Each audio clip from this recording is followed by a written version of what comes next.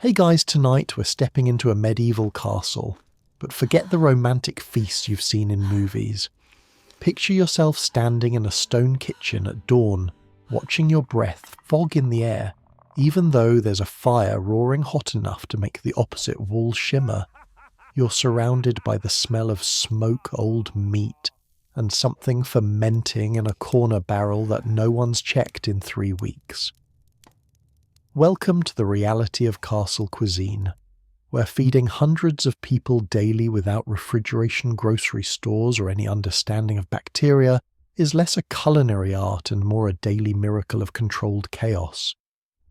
The great castles of medieval Europe, those imposing fortresses that housed lords, ladies' knights and small armies of servants, weren't just military installations. They were self-contained food production facilities that had to function year-round through siege famine and the kind of winters that made modern blizzards look like light flurries. You probably won't survive this job if you're squeamish about smoke inhalation, dubious meat, or the very real possibility that tonight's stew contains ingredients that died under mysterious circumstances. So before you get comfortable, take a moment to like the video and subscribe, but only if you genuinely enjoy what I do here. And hey, drop a comment telling me where you're watching from and what time it is there. I love knowing this community spans the globe and every time zone. Now, dim the lights, maybe turn on a fan for that soft background hum, and let's ease into tonight's journey together. The first thing you need to understand about castle food is scale. A modest castle might house 50 to 100 people on a regular day. Guards, servants, stable hands, kitchen staff, the lord's family, various hangers-on and guests who showed up uninvited but couldn't be turned away without severe social consequences. A major castle could swell to 300 or more during important gatherings. Every single one of these mouths needed feeding at least twice daily, and the food had to come from somewhere. There were no grocery stores, no delivery trucks, no calling for takeout when the larder ran low. Everything that entered those castle walls had been grown on surrounding lands, hunted in nearby forests, traded from merchants or taken as tax from peasants who could barely feed themselves. The castle steward, essentially the medieval equivalent of a facilities manager, crossed with an accountant, spent sleepless nights calculating grain stores, counting barrels of salted fish, and trying to predict whether the winter wheat would last until spring or whether they'd be grinding acorns into flour by February. Remember that crocodile dung sunscreen. Well, medieval food storage was almost as appetizing. The castle had several storage areas, the buttery for beverages, the pantry for bread, the larder for meat, and various cellars for everything else. None of these rooms had climate control beyond dig it underground and hope for the best. The larder was deliberately kept cold, often the coldest room in the castle, but cold is relative when you're talking about England in summer. Meat hung from hooks covered in salt, or wrapped in cloth slowly drying in the cool air, while flies did their absolute best to get past the defences. The kitchen itself was usually separate from the main castle buildings, a smart bit of medieval urban planning, since kitchens had a nasty habit of catching fire and burning down everything within reach. You'd find it in its own building or a wing separated by thick walls and multiple doors.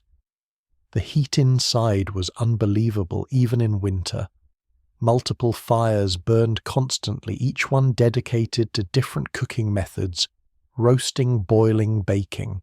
The master cook and his staff worked in a permanent state of smoke-induced tears, their faces red from heat clothes reeking of grease and wood smoke.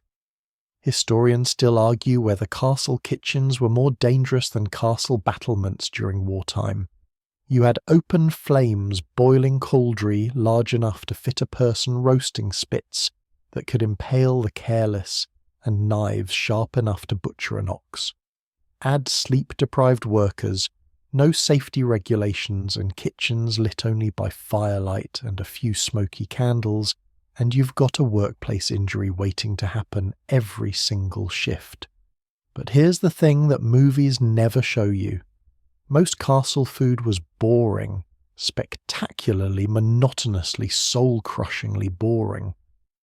The fancy feasts happened maybe 3 times a year, Christmas, Easter, and perhaps one major celebration like a wedding or visiting royalty. The other 362 days, you ate variations of the same meals cooked the same ways, using the same limited ingredients that could survive storage. Bread, pottage, ale, meat when available. Repeat until you died or got scurvy, whichever came first. The castle's survival depended on this system working flawlessly day after day, season after season.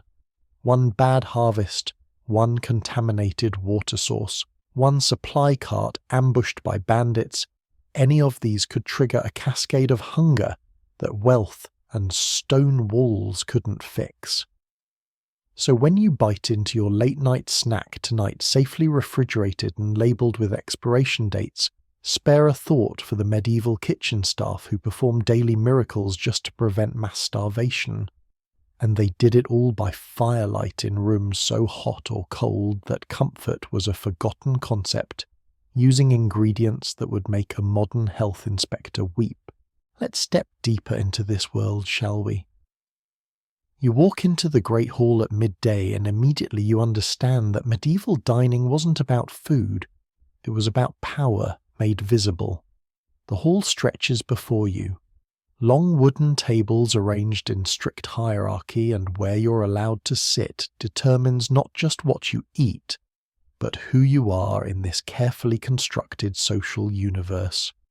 Get your seating wrong, and you've committed a social crime that people will whisper about for months. At the far end, elevated on a dais, sits the high table. This is where the Lord presides with his family-honoured guests and perhaps the castle's chaplain. The table itself is made of better wood, polished smooth, covered with a linen cloth that's actually clean. The people seated here eat off plates, sometimes even individual plates, though shared platters are more common. They have metal cups, not wooden ones. They get the best cuts of meat, the whitest bread, the clearest wine. They're eating peacock, swan or venison while everyone else makes do with mutton.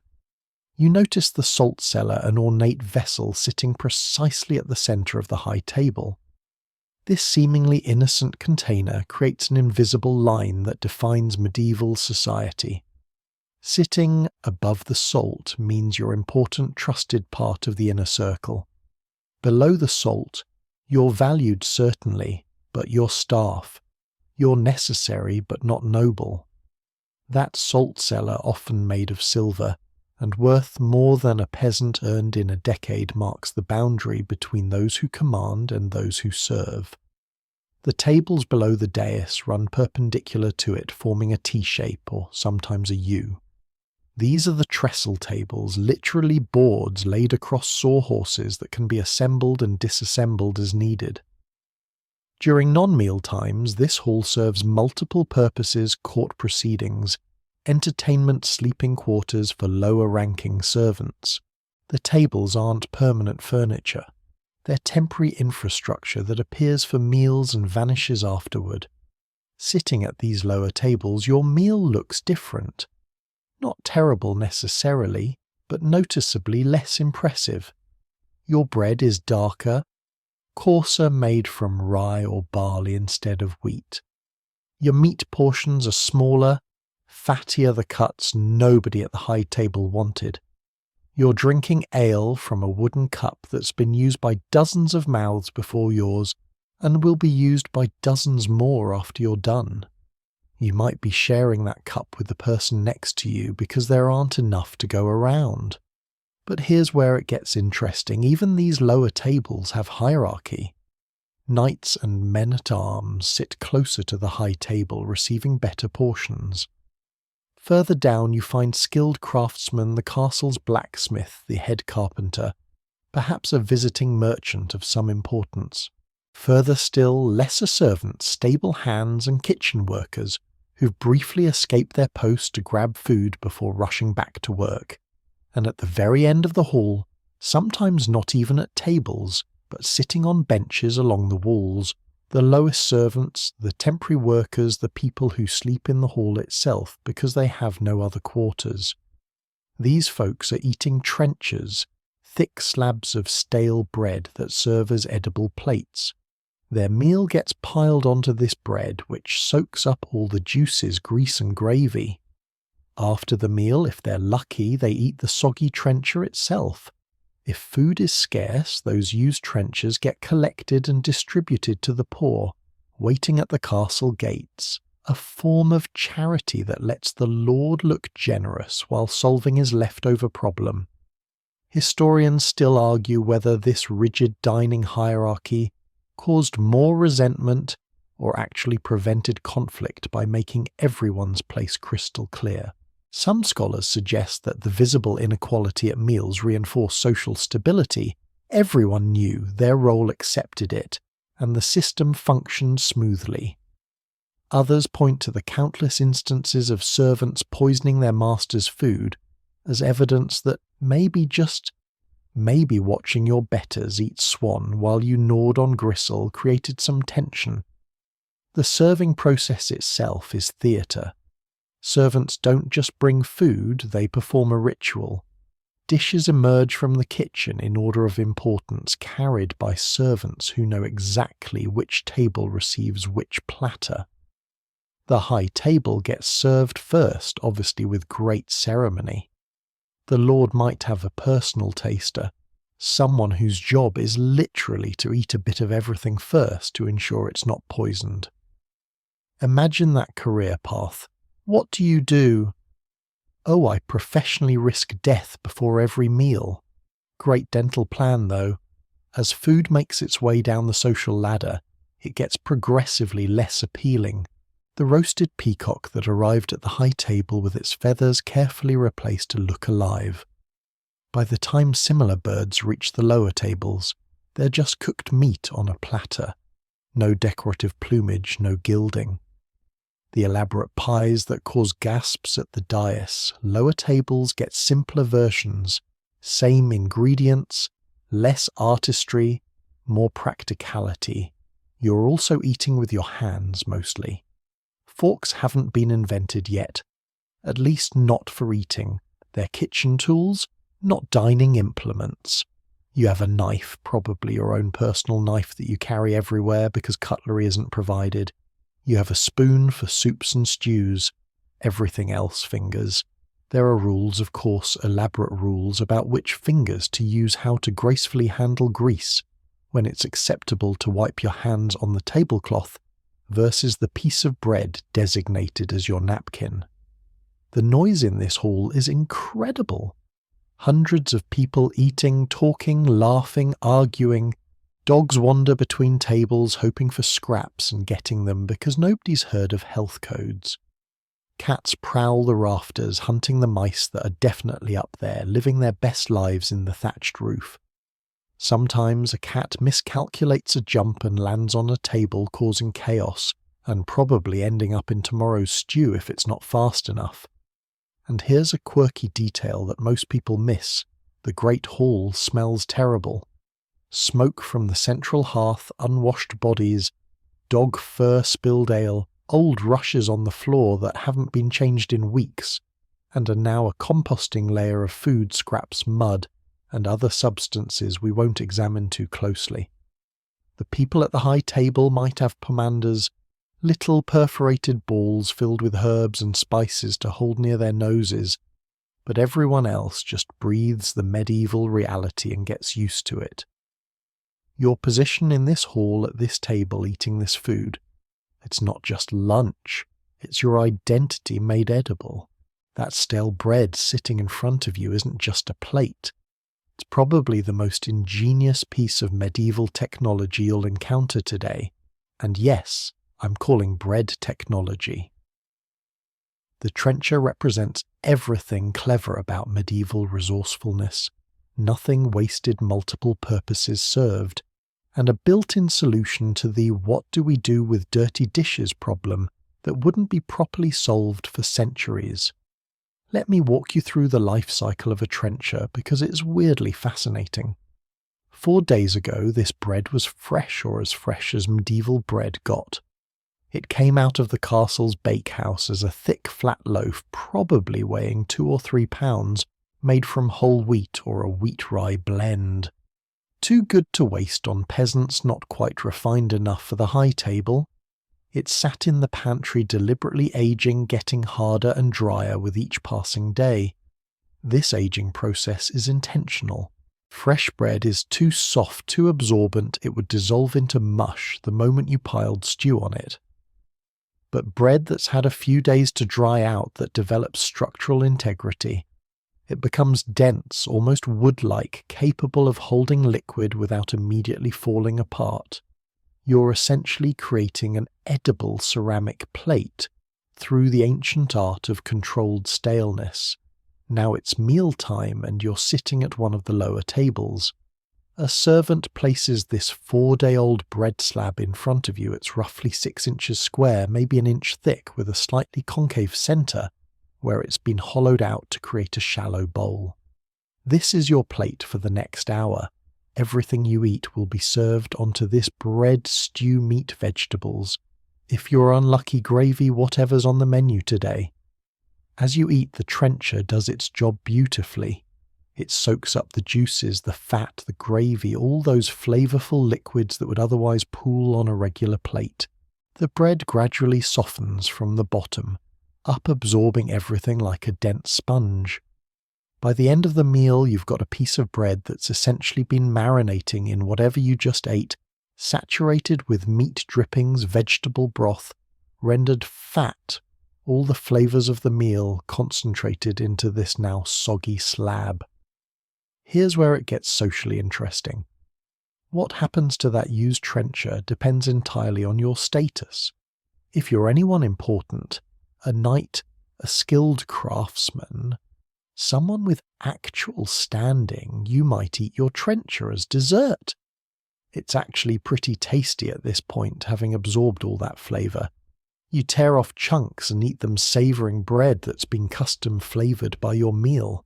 It's efficient filling and wastes absolutely nothing. But if you're lower status, or if food is relatively plentiful that day, or if the Lord is feeling particularly charitable, those used trenchers get collected. Servants gather them up, these soggy, gravy-soaked bread slabs, and pile them into baskets. Then they carry these baskets to the castle gates where the local poor wait, hoping for scraps. This is medieval charity in action. The Lord gets to feel generous, the poor get something to eat, and the castle solves its leftover problem without needing garbage collection or dishwashers. Historians still argue whether trencher charity was genuine compassion or just efficient waste management with good PR. Probably both, honestly. Medieval nobles understood that keeping the local poor from starving had practical benefits. Fewer desperate people trying to steal from your lands, more goodwill in the community, and the religious brownie points didn't hurt either.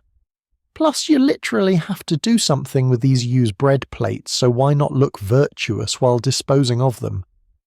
The quality of trenchers varied wildly, based on what the castle could afford and what the bakehouse produced. Wealthy castles used wheat bread trenchers relatively fine, reasonably tasty even when stale. Poorer castles might use barley or rye bread, which is darker, denser, more likely to taste like wood chips after 4 days of aging. Some castles even used a blend specifically for trenchers, cheap grains mixed together, baked into thick slabs that prioritize structure over flavour. And here's a detail that blows people's minds: at the very highest tables, they sometimes didn't use trenchers at all.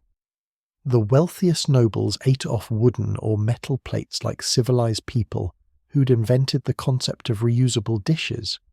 But even they might use trenchers for certain courses, particularly messy ones, where you wanted that absorbent quality. A roasted bird swimming in sauce. Better put that on a trencher than watch grease pool on your expensive plate. The trencher system also solved another medieval problem: dishwashing, or rather the lack of it.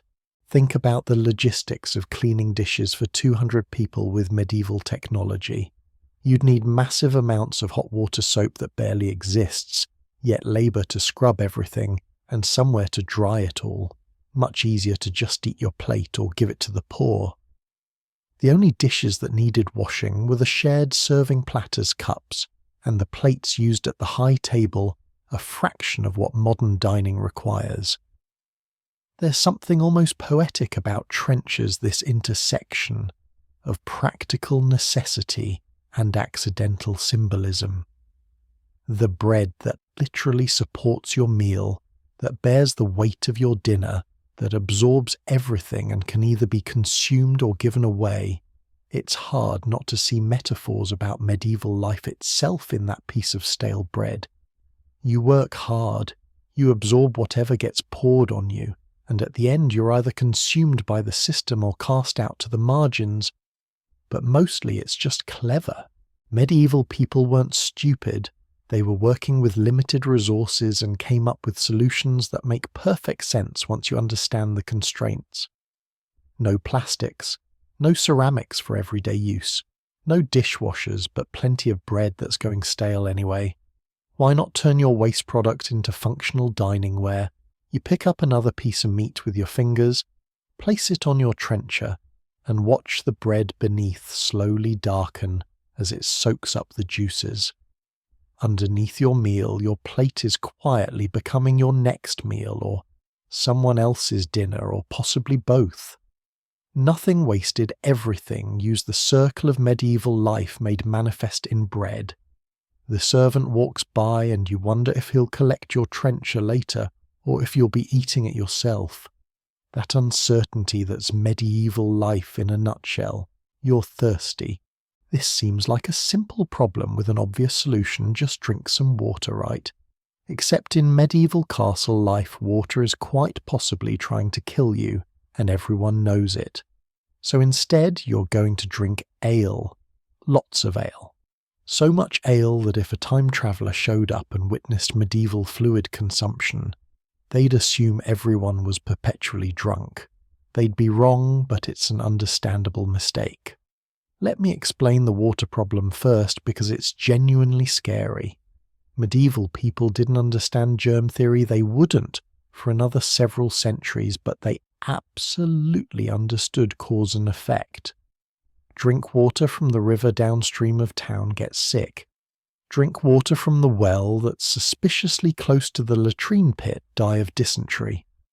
They didn't know why water made people ill, but they knew it did, and they weren't idiots about it. Castles had wells, sure, and some of that well water was probably safe to drink, but probably isn't great odds when gastrointestinal diseases could kill you in a few miserable days. Water was used for cooking, for washing, occasionally for the horses, but drinking it straight. That was somewhere between risky and suicidal, depending on the source. The wealthy, the smart, and anyone who wanted to see their next birthday drank alternatives. Enter ale, not the strong hoppy beer you're thinking of, but something entirely different. Medieval ale was weak, sometimes ridiculously weak, with an alcohol content around 2 to 3%.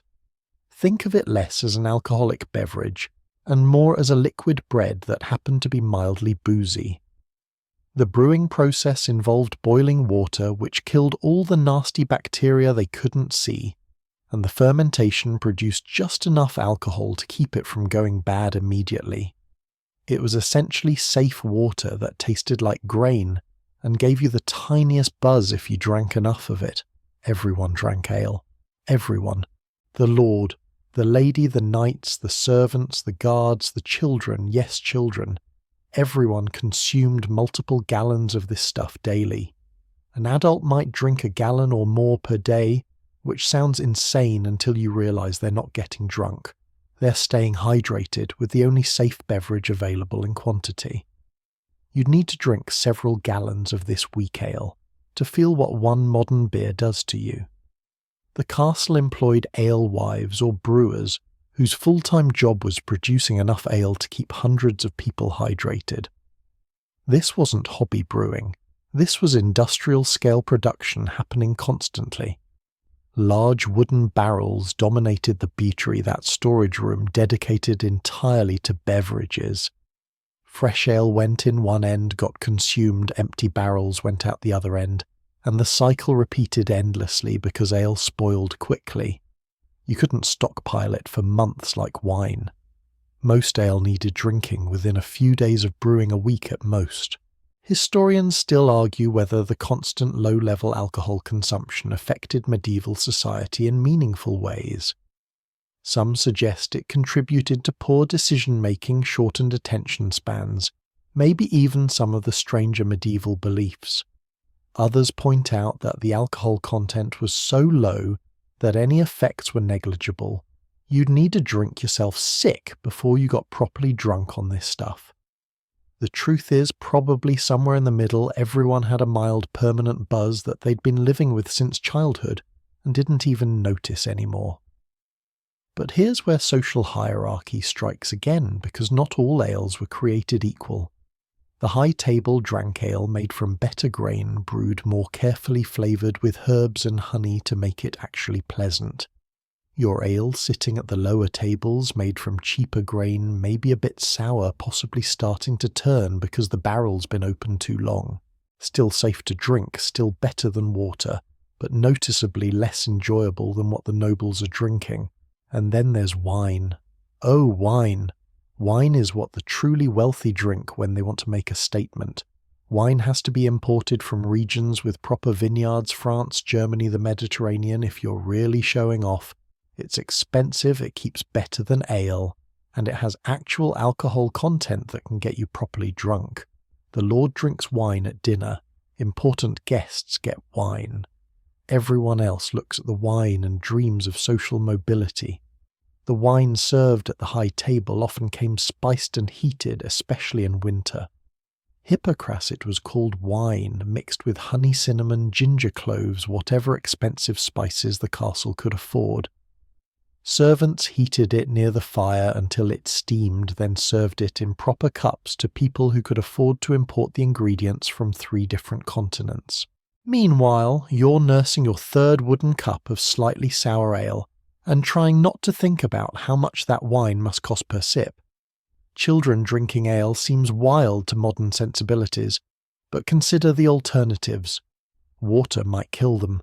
Milk spoils within hours. Ale keeps them hydrated and alive. Noble children might get their ale watered down even further, or occasionally milk if it's fresh from the cow, but peasant children ale from the time they're weaned. They grow up with this as normal, just like you grew up with tap water and juice boxes. Different eras, different solutions to the same problem, keeping humans hydrated without killing them. The buttery, that storage room dedicated to beverages, was one of the most important spaces in the castle. Temperature controlled as much as medieval building techniques allowed, guarded because theft was a constant problem, inventoried obsessively because running out of ale was a crisis. The butler, despite the modern connotations of the title, was essentially the beverage manager responsible for this liquid lifeline. A good butler kept everyone drinking safely. A bad butler could poison half the castle with contaminated supplies. There's also a quirky theological angle to medieval drinking. The church had opinions about alcohol, generally positive ones, since monks were Europe's best brewers, and wine was literally used in communion. Drunkenness was a sin, but drinking itself perfectly fine, even encouraged. God made grain and grapes for a reason after all.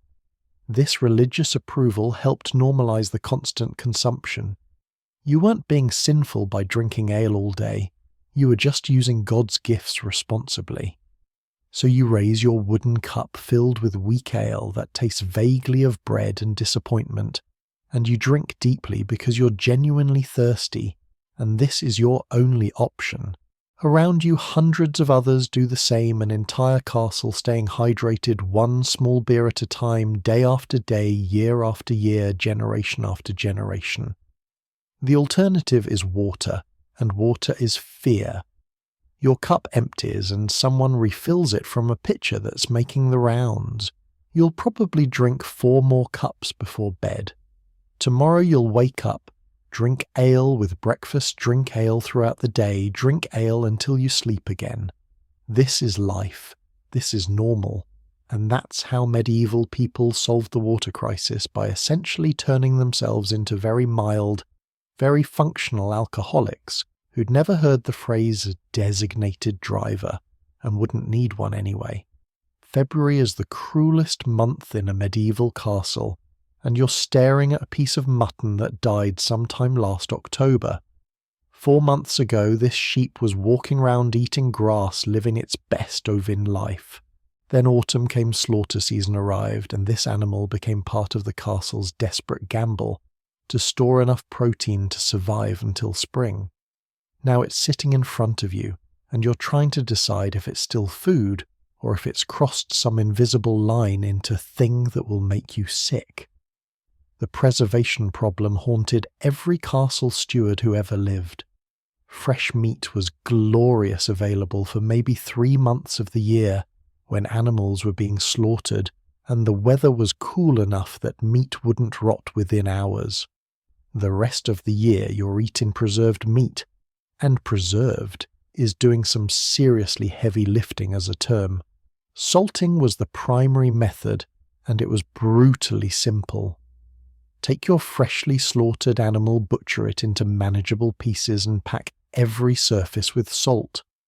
Not a light dusting, we're talking complete incrustation. Salt packed so thick the meat disappears beneath white crystals. Salt draws out moisture through osmosis, and moisture is what bacteria need to thrive.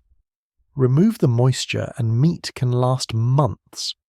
The meat becomes hard, desiccated, almost leather-like.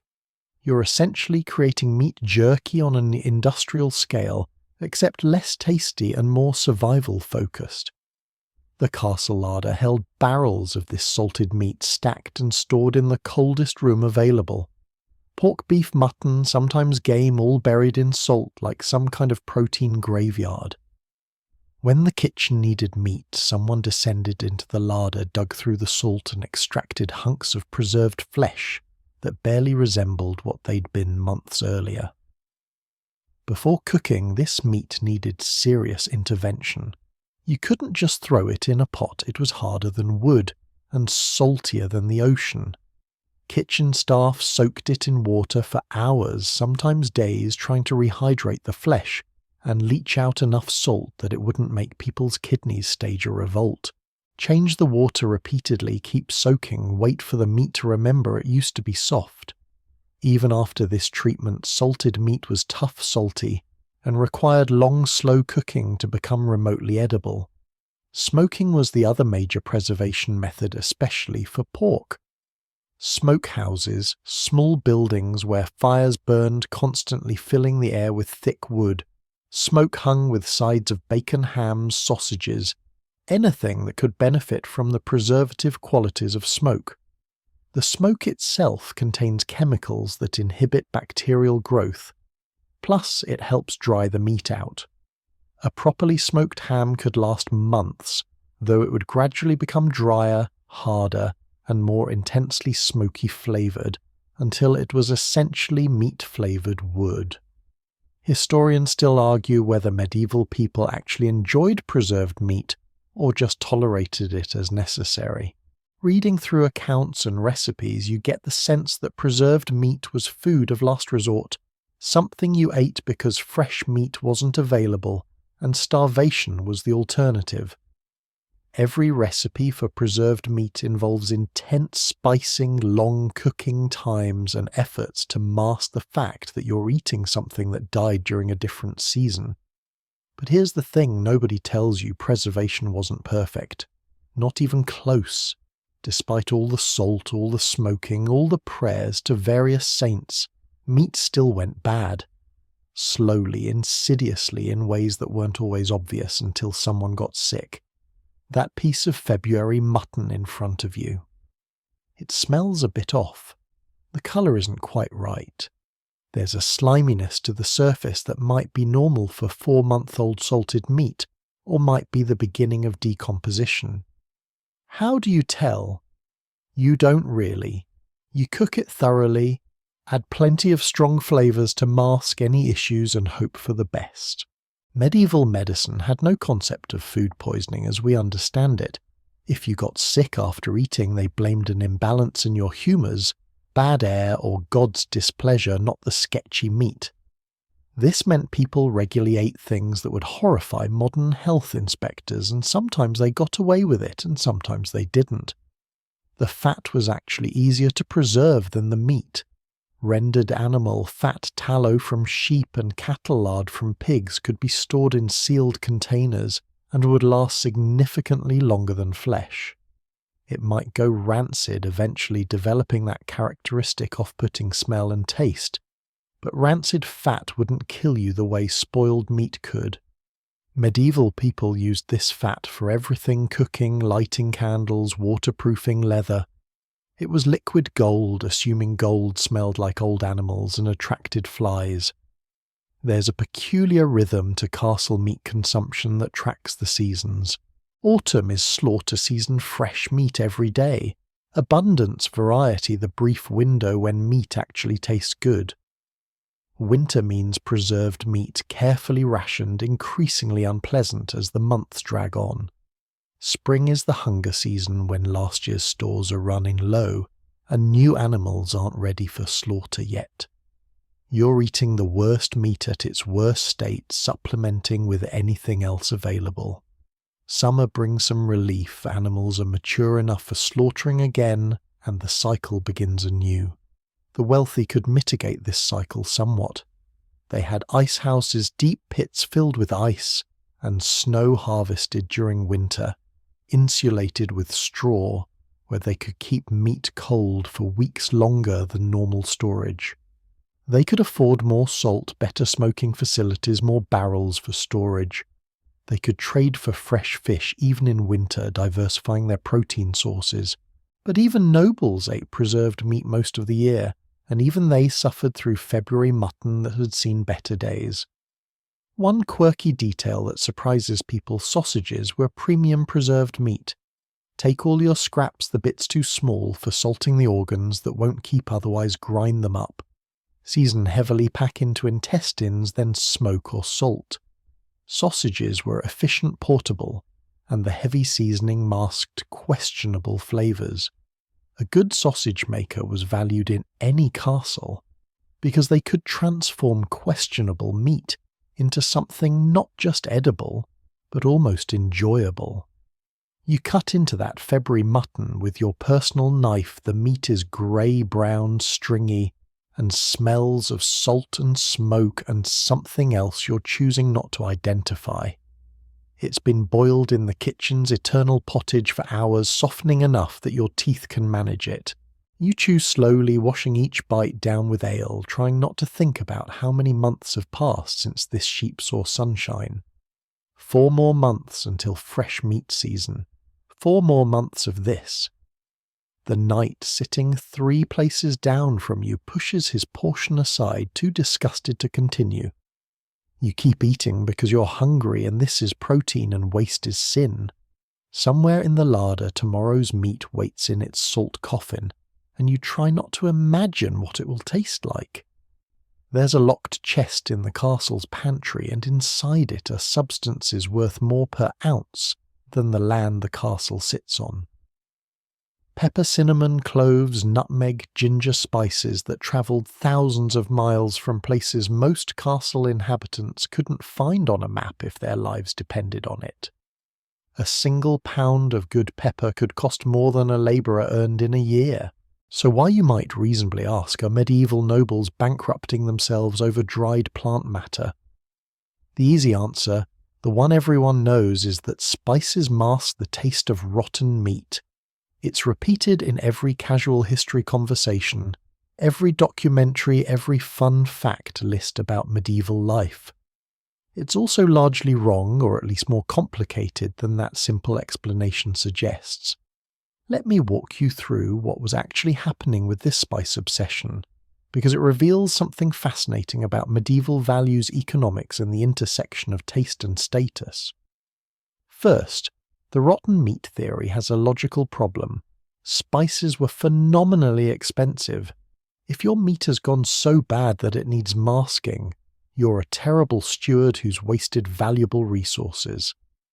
Throwing expensive spices at spoiled meat is like putting premium gasoline in a car with a blown engine. You're compounding your losses, not solving your problem. Medieval nobles weren't stupid. They had preservation methods, they had standards, and spoiled meat went to dogs or got thrown out, not served at the high table with a dusting of cinnamon. But here's what's true. Preserved meat, even properly, preserved meat tasted terrible.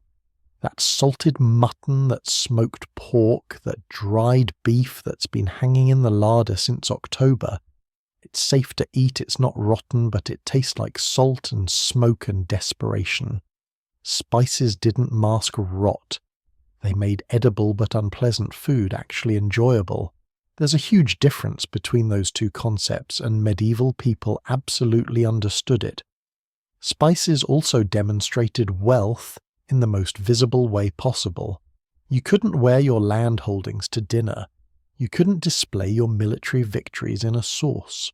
But you could absolutely show everyone at your table that you had trade connections spanning continents that you could afford, substances most people would never taste in their entire lives, that you were connected to merchant networks reaching to the East Indies and beyond.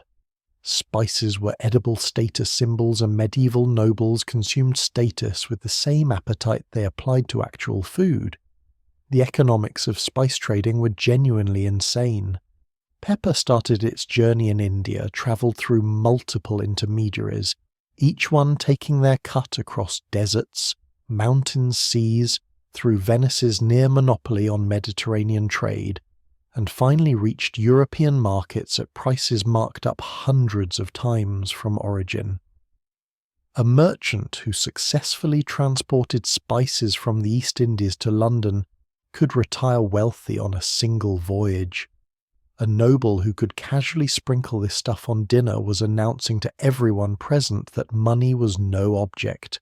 Historians still argue whether the spice trade's markup was justified, or if it was medieval price gouging on an international scale. The journey was genuinely dangerous storms, pirates, bandits, spoilage wars disrupting trade routes, so the high prices reflected real risk. But also monopolistic control by Venice and other trading powers artificially inflated costs beyond what pure supply and demand would dictate. Probably both factors contributed, like most economic phenomena that make historians argue. Different spices carried different connotations. Pepper was the standard expensive but attainable if you were wealthy. Cinnamon was more exotic, associated with the East with mystery and luxury. Cloves were rarer, still coming from even more distant sources.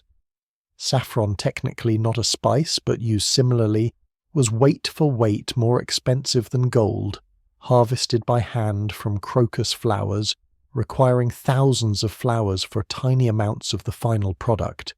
The ways medieval cooks used spices would horrify and fascinate modern chefs in equal measure. They didn't aim for subtle flavour enhancement. They went bold meat dishes practically crusted with pepper-sweet dishes, incorporating ginger and cinnamon in quantities that would make your eyes water. Medieval taste preferences favoured intense, complex, sometimes bizarre flavour combinations. Sweet and savoury together was standard. Meat with fruit and sugar and heavy spicing. Absolutely normal at the high table. There's also a medical dimension to the spice obsession that connects to medieval humoral theory.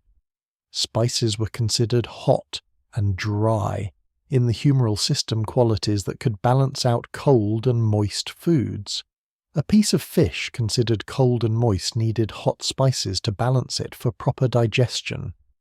This wasn't just culinary preference, it was preventive medicine according to medieval understanding. Eating without proper humoral balance could make you sick, so spices weren't luxury items, they were health necessities for those who could afford them. The locked spice chest itself tells a story. Spices were kept under lock and key not just because of their value, but because theft was constant. A handful of pepper could be easily pocketed and sold for serious money. The castle's spice keeper, often the head cook or a trusted steward, carried keys and measured out spices, carefully recording each usage. Waste was unacceptable. Every grain of pepper was accounted for like we'd account for diamonds. Here's a quirky detail that most people miss. Regional variations in spice availability created distinct culinary cultures. Northern Europe, further from Mediterranean trade routes, had even higher spice prices and developed different food traditions partly out of necessity. Closer to Venice and Genoa, southern regions could use spices more liberally. You can actually track medieval trade routes by following recipe books and seeing which spices appear frequently versus which are rare luxuries even for cookbook authors.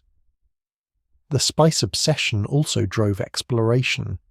When people wonder why Europeans spent centuries trying to find sea routes to Asia, risking death and disaster to sail into unknown waters, the answer is partially spices.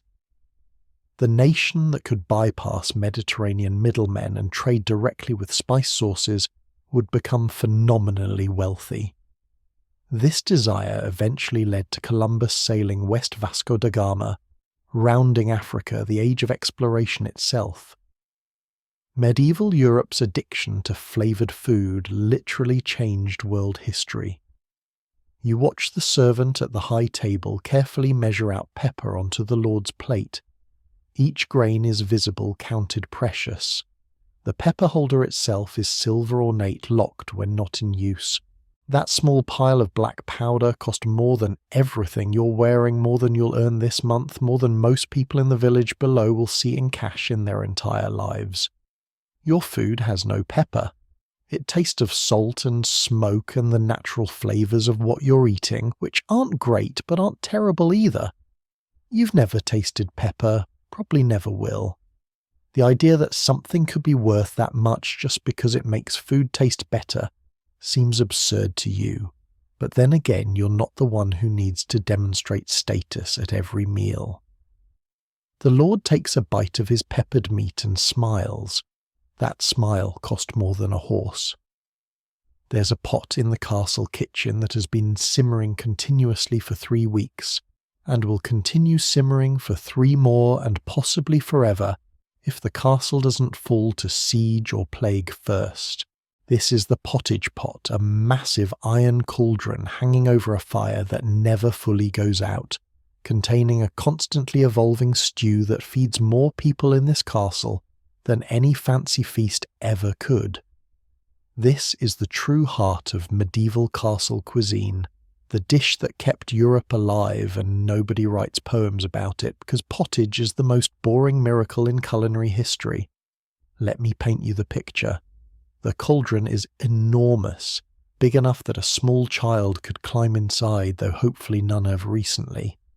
It hangs from a chain over the fire, suspended at exactly the right height that it stays hot without boiling over. The contents bubble gently, endlessly filling the kitchen with steam and the smell of whatever's been added in the last few days. Right now it smells like onions, barley, and something meaty that might be mutton or might be wishful thinking. Pottage is fundamentally simple grain water, whatever else you have available. Barley usually forms the base cheaper than wheat. Heartier than oats, capable of absorbing enormous amounts of liquid and expanding to feed multitudes. Add water, add vegetables, if you have them, add meat scraps, if you're lucky, add herbs, if anyone remembers, and simmer until everything becomes a thick porridge-like stew that'll stick to your ribs and keep you upright for another day of hard labour. The genius of pottage is its flexibility. Run out of barley, add oats. No oats. Use dried peas or beans. Got some meat scraps from yesterday's meal at the high table? Throw them in. Vegetables starting to go soft in storage, into the pot they go. That eternal pottage absorbed everything, wasted nothing, and somehow remained mostly edible despite being a liquid garbage disposal for the castle's food supply. Here's where it gets interesting from a food safety perspective that would horrify modern health departments. The pot rarely got emptied and cleaned. Instead, it got continuously topped up. Use some pottage for today's meal, add more water, more grain, more ingredients. The bottom of that pot contains layers of history sediment from last month's meals, caramelized bits stuck to the iron flavors, building on flavors in a geological record of everything the castle has eaten recently. Historians still argue whether this continuous cooking method was actually safe, or if medieval people just had iron stomachs from surviving childhood. The constant heat probably killed most dangerous bacteria as long as the fire never went fully out and the temperature stayed high enough. But probably is doing heavy lifting here. That pot was definitely growing things, just hopefully things that weren't deadly. Medieval people had robust immune systems from constant exposure to low-level contamination, so what might hospitalize us just made them slightly queasy for an afternoon. The pottage varied wildly in quality depending on what went into it. After a feast, when the high table's leftovers got scraped into the pottage became genuinely good rich, with meat drippings flavoured with expensive ingredients thick with good grain. This was rich man's pottage, and even servants ate well on those days, but most of the time, especially in winter, pottage was just grain and water, with maybe some old vegetables and hope.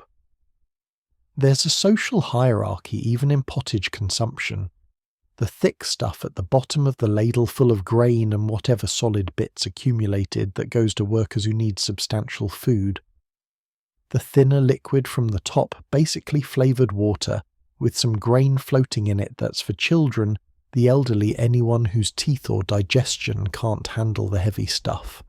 Everyone gets fed from the same pot, but what you get from that pot depends on your status and needs. Pottage was breakfast, lunch and dinner for most castle inhabitants. You ate it with bread, soaking up the liquid with yesterday's trencher if you were efficient. You ate it plain if bread wasn't available. You ate it hot in winter, lukewarm in summer, when standing near the fire was torture.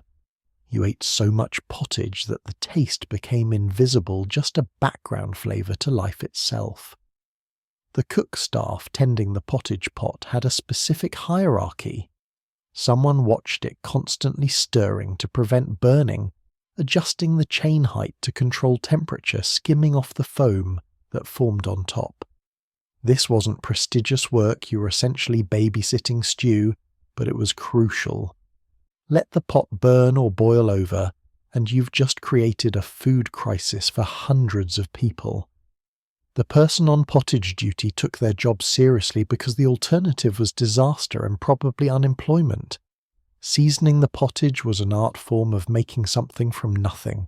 No expensive spices made it into the common pot, those were reserved for the high table, but herbs were fair game. Whatever grew in the castle gardens or could be foraged locally. Onions, leeks, parsley, sage, if you were lucky garlic if someone was willing to smell like garlic all day afterward. These herbs went in by the handful, trying to give the endless grain mush some personality. Meat in pottage was a rare treat, and I'm using meat loosely here. We're not talking prime cuts. We're talking bones with scraps still attached to organ meats that didn't appeal to the high table, the weird bits that animals have but nobles won't eat. These got thrown into the pot, simmered until they fell apart, adding flavour and some protein to the grain base. By the time you ate it, you couldn't identify what animal it came from, which was probably for the best. There's something deeply medieval about the eternal pottage pot. This idea that food is continuous evolving, never fully beginning or ending, but just persisting day after day. It mirrors medieval life itself, repetitive, rarely changing, occasionally improved by good fortune, mostly just ongoing. You're born into a world with pottage, you eat pottage until you die, and the pot keeps simmering after you're gone. The smell of pottage permeated everything. Your clothes smelled like it. Your hair absorbed the steam. Even your skin seemed to carry the scent of simmering grain and whatever else was in today's batch. You stopped noticing after a while it just became the smell of indoors in the castle. Visitors noticed immediately, but residents had long since gone nose-blind to their own environment. You hold out your wooden bowl and someone ladles in a portion thick today lucky. Someone added beans yesterday and they've swollen up nicely. It's hot enough to burn your tongue if you're not careful, flavoured with onions and something that might be herbs or might be hope. You eat it standing up, shoveling it in because you've got work to resume. And this meal isn't leisure time, it's fuel. Around you, dozens of others do the same, all eating from that eternal pot, all sharing in whatever combination of ingredients today's batch contains. Tomorrow it will taste slightly different, next week more so, but it will always be fundamentally the same grain water survival. The pot keeps simmering. It always keeps simmering. That's the deal. It's Friday and that means no meat. Also Tuesday, and Wednesday, and Saturday. Also most of Lent, which lasts 40 days, and Advent, which is 4 weeks, and various saints' days scattered throughout the year. When you actually count it up, the medieval church banned meat consumption for roughly 150 to 180 days per year, depending on how strictly your region followed the rules. That's half your life spent observing fast days, which seems impossibly restrictive, until you realize that medieval Christianity found the most creative loopholes since lawyers invented billable hours. The rules seem straightforward: no meat on fast days. Meat meant the flesh of warm-blooded animals, cattle, sheep, pigs, chickens, anything that walked on land or flew through air. This was supposed to be a sacrifice, a demonstration of piety, a way to discipline the flesh and focus on spiritual matters. The church fathers who wrote these rules envisioned people eating simple meals of bread and vegetables, denying themselves pleasure for religious devotion. They clearly never met a medieval noble with access to rivers and a flexible interpretation of theology. Enter the fish loophole, except fish, in medieval religious law, became a category so elastic it could include basically anything that spent any time in water. Actual fish, obviously pike salmon, trout, herring, whatever you could catch or buy, but also eels, which aren't really fish but live in water so they count, and shellfish, oysters, mussels, clams, and crustaceans, crabs, lobsters, shrimp, and sea mammals, which is where things get genuinely weird. Beavers were classified as fish. Yes, beavers, those furry, warm-blooded rodents that build dams and definitely breathe air.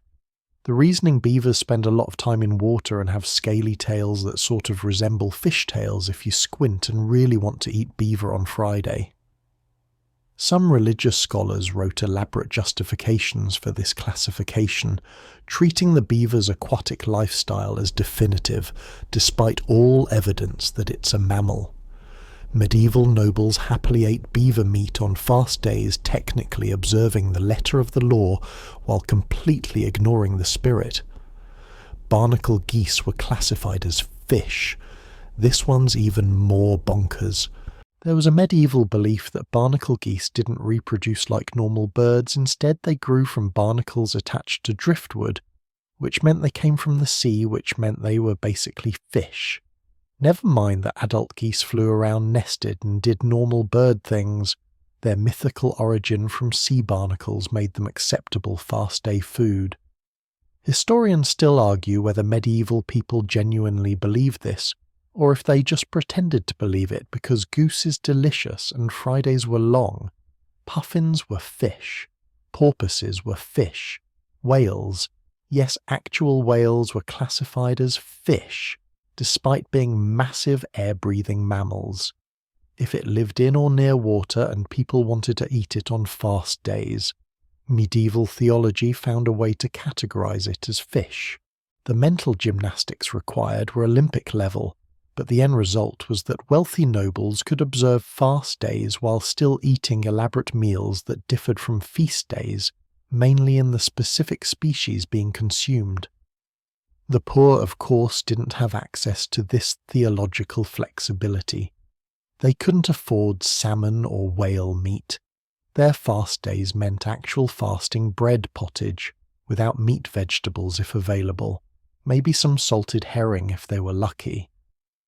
The whole point of religious fasting was supposed to be equality before God, everyone sacrificing together. But in practice, it became another way for the wealthy to demonstrate that rules applied differently to different social classes. Salted herring became the default fast-day protein for anyone who couldn't afford better. Herring was cheap, plentiful in northern European waters and preserved well with salt. Massive quantities got caught, salted and distributed throughout Europe. On any given fast day, millions of people were eating herring soaked to remove excess salt, cooked in various ways to pretend it wasn't the same fish they ate last fast day and the fast day before that. The castle's fish consumption on fast days was genuinely impressive. On regular days, fish appeared occasionally a nice variety from the usual meat. But on fast days, the kitchen transformed into a fish processing facility. Fresh fish if you were near water sources, salted or dried fish if you weren't prepared in dozens of ways to create the illusion of variety. Fish pies, fish stews, fish, roasted fish, boiled fish, hidden in pastry, fish covered in sauce, all fish all the time, all technically following church law. There's a peculiar economics to this fish requirement. Fishermen knew that demand spiked predictably on fast days, so prices rose accordingly. Monasteries and castles near productive fishing waters had natural advantages. Fresh fish regularly available, lower transportation costs. Inland castles had to rely on preserved fish transported over long distances, which was expensive and not particularly tasty after weeks of travel. Some monasteries ran their own fish ponds, artificial ponds stocked with carp, pike or other species that could be harvested as needed. This was brilliant resource management. Raise your own fish, have fresh protein available on fast days, avoid the market's price gouging. Wealthy castles sometimes had similar setups, though maintaining fish ponds required knowledge, labour and luck. Fish farming is harder than it looks, and medieval fish farmers learned this through repeated expensive failures. The beaver thing still amazes me every time I think about it. Some medieval theologian sat down and seriously argued that beavers were fish because of their lifestyle and tail appearance. Other scholars apparently agreed, or at least didn't object loudly enough to prevent the classification from becoming official. And then for centuries people ate beaver on Fridays and Wednesdays, and during Lent secure in the knowledge that they were technically observing fast days while consuming warm-blooded mammal flesh. There were enforcement mechanisms for these fasting rules, or they varied by region and era. In some times and places you could face serious penalties for eating meat on fast days, fines, public penance, excommunication, in extreme cases. In other contexts, enforcement was lax, and people bent the rules constantly with little consequence. The wealthy could usually buy dispensations, literally pay the church for permission to break fast day rules due to health concerns or other justifications. The poor couldn't afford dispensations and had to actually fast. You're sitting at dinner on a Friday, and before you is a piece of salmon that probably cost more than meat would have. The absurdity isn't lost on you. This sacrifice is actually more expensive than regular meals. But rules are rules, even when following them requires pretending that beavers are fish, and that sacrifice means eating luxury foods instead of regular ones. The castle chaplain blesses the meal, thanking God for the bounty of the sea, praising everyone's devotion to fast day observance. Nobody mentions that yesterday's chicken dinner was cheaper and less ostentatious than today's humble fish feast. You eat your salmon and wonder if the barnacle geese story is true, or if everyone just agreed to believe it because the alternative was admitting that medieval Christianity had become really flexible about its own rules. 3 times a year the castle loses its collective mind: Christmas, Easter, and maybe a wedding or a visit from someone important enough that refusing to bankrupt yourself would be politically disastrous. These are feast days, and feast days operate under completely different rules than the other 362 days of grinding subsistence. For these brief, glorious, financially ruinous occasions, the castle transforms into something between a theatre production and a statement of power made edible. You're about to witness consumption as performance art. The preparation begins weeks in advance. The steward starts sweating because his carefully managed food stores are about to be demolished in a single evening of spectacular waste. Hunters go out daily, bringing back deer, boar rabbits, birds, anything that moves and can be killed. The castle's own livestock gets evaluated, and the best animals receive death sentences. Merchants arrive with luxury goods, spices, wine, sugar, dried fruits from distant lands, specialty items that exist solely to be displayed and consumed at events like this. The kitchen becomes a war zone.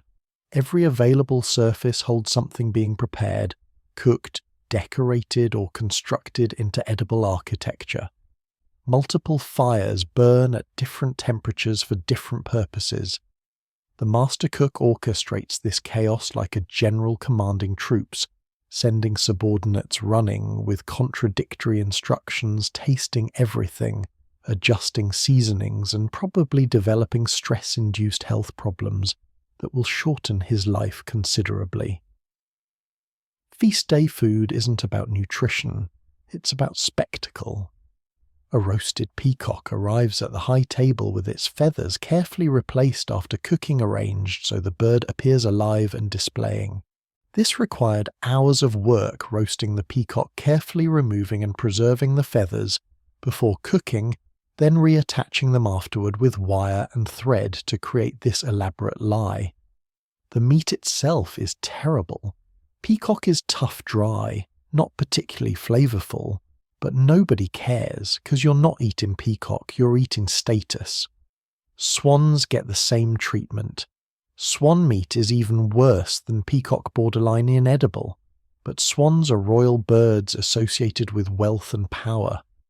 Serving swan announces that you have the connections to acquire royal birds and the wealth to waste them on a single meal.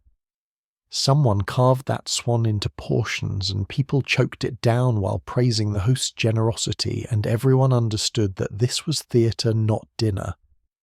Then there are the subtleties, elaborate sculptures made from sugar marzipan, or pastry shaped into castle saints, heraldic symbols, or fantastical beasts. These required genuine artistic skill and days of work. They were meant to impress, to demonstrate that your household employed people talented enough to build cathedrals from almond paste. Sometimes they were edible, sometimes purely decorative, always expensive. A single subtlety could cost what a labourer earned in months. Historians still argue whether anyone actually enjoyed feast day food, or if everyone was just participating in competitive wealth display.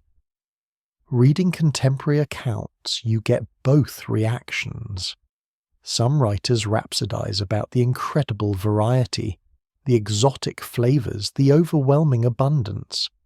Others note that the food sat too long before serving arrived cold, was over-seasoned to the point of inedibility, or that people got sick from eating too much too quickly after weeks of simpler fare.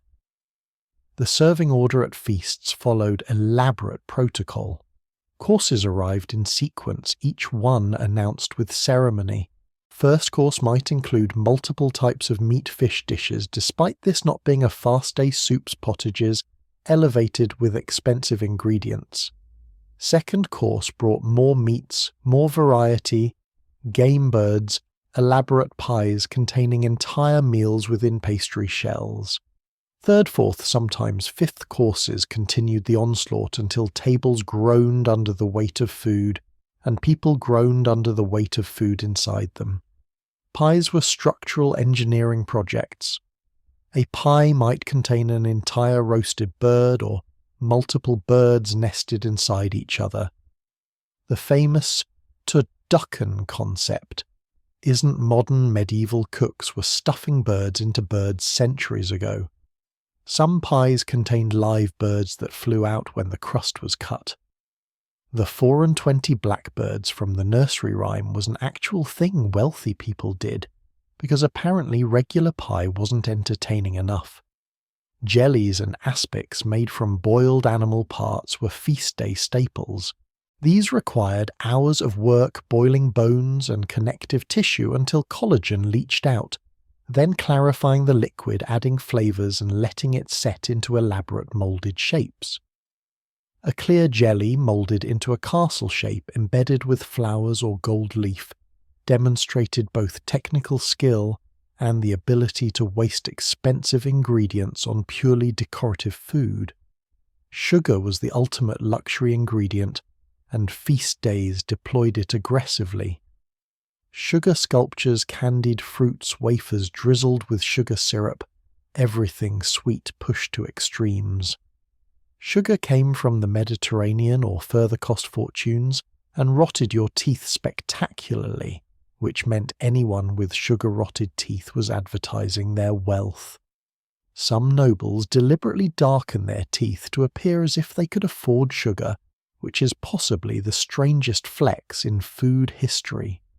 The waste was spectacular. Far more food got prepared than anyone could eat. This was intentional abundance to the point of obscenity demonstrated power. Leftover food went to servants, then to the poor at the gates, then to animals, and finally whatever remained got discarded. A single feast could consume resources that would have fed the castle normally for weeks. The steward watched his carefully managed stores evaporate and tried not to think about February. Drinking at feasts escalated beyond the usual ale consumption. Wine flowed freely, sometimes literally with fountains or elaborate serving vessels designed to pour continuously. People got drunk, genuinely drunk, not the mild ale buzz of everyday life. This was part of the point. Excess in all things inhibitions lowered the normal social order, temporarily suspended under the influence of wine and abundance. Musicians played throughout the meal. Entertainers performed between courses. Jugglers, acrobats, storytellers, anyone who could distract from the fact that people were too full to eat more, but courses kept arriving anyway.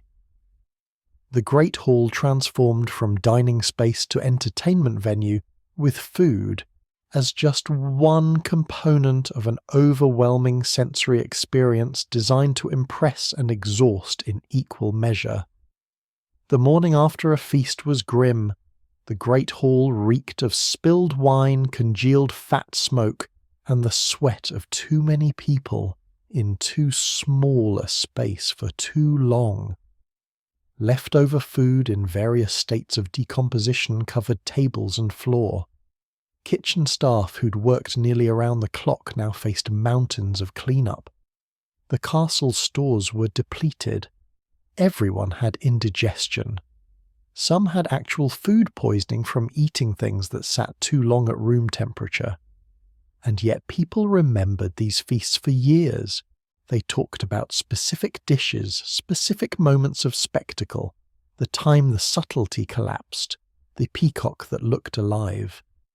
These events punctuated the monotony of medieval life, brief explosions of excess that made the daily grind of pottage and preserved meat bearable by comparison.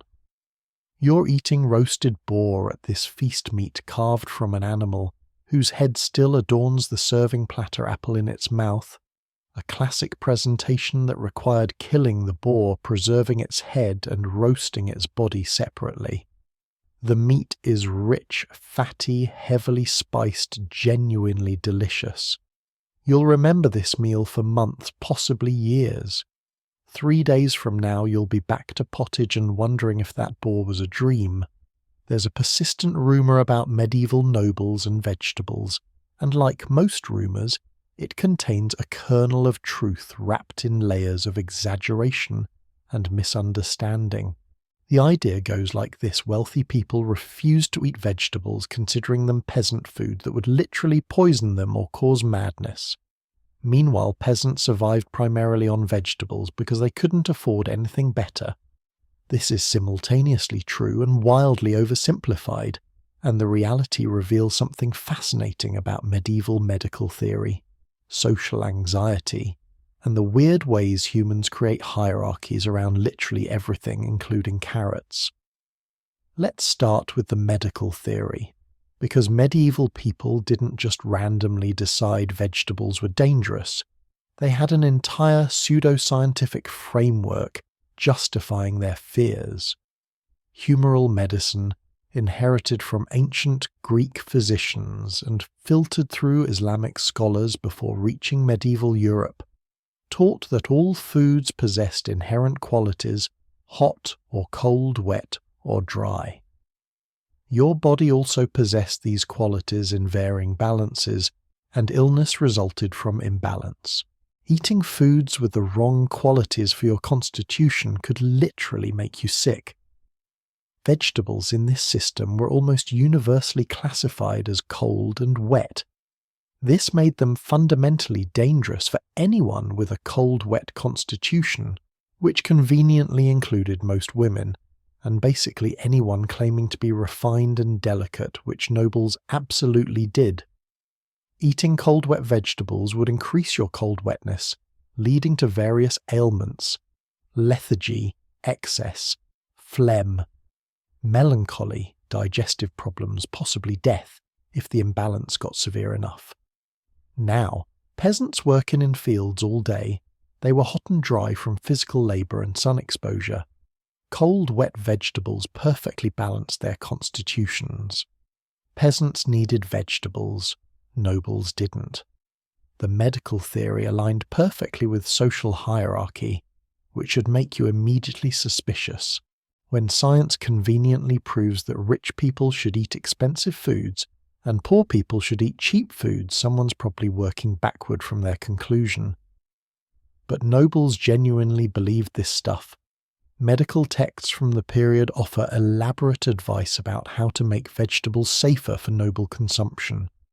Cooking them with hot, dry spices could balance their dangerous coldness. Serving them with meat altered their properties. Some vegetables were more acceptable than others, based on where they grew. Things growing up toward the sun were hotter than things growing underground, which made sense to people who'd never heard of photosynthesis, but understood metaphor. Onions and garlic occupied a weird middle ground. They were pungent, hot and dry qualities that should make them noble appropriate. But they also made you smell like a peasant, which was socially unacceptable. Nobles ate onions and garlic in cooked dishes where their flavours blended with other ingredients, but eating raw onions was peasant behaviour. The smell itself became a class marker. You could literally smell the difference between social classes based on what they'd eaten recently. Cabbage had a particularly terrible reputation. It was cheap, plentiful, grew easily, stored well, all qualities that made it staple peasant food and therefore suspicious to nobles. Medical texts warned that cabbage caused flatulence, thickened the blood, dulled the mind, and produced melancholy. Some writers claimed excessive cabbage consumption could drive you insane. Whether anyone actually went insane from cabbage is debatable, but the warnings persisted. Beans and peas faced similar prejudice, with the added concern that they caused excessive flatulence, which was not just embarrassing but medically concerning. Medieval medicine took bodily emissions seriously. Excessive flatulence indicated humoral imbalance and potential illness. Since beans reliably produced gas, they were clearly disrupting your humoral balance, which meant avoiding them was medically prudent if you could afford alternatives.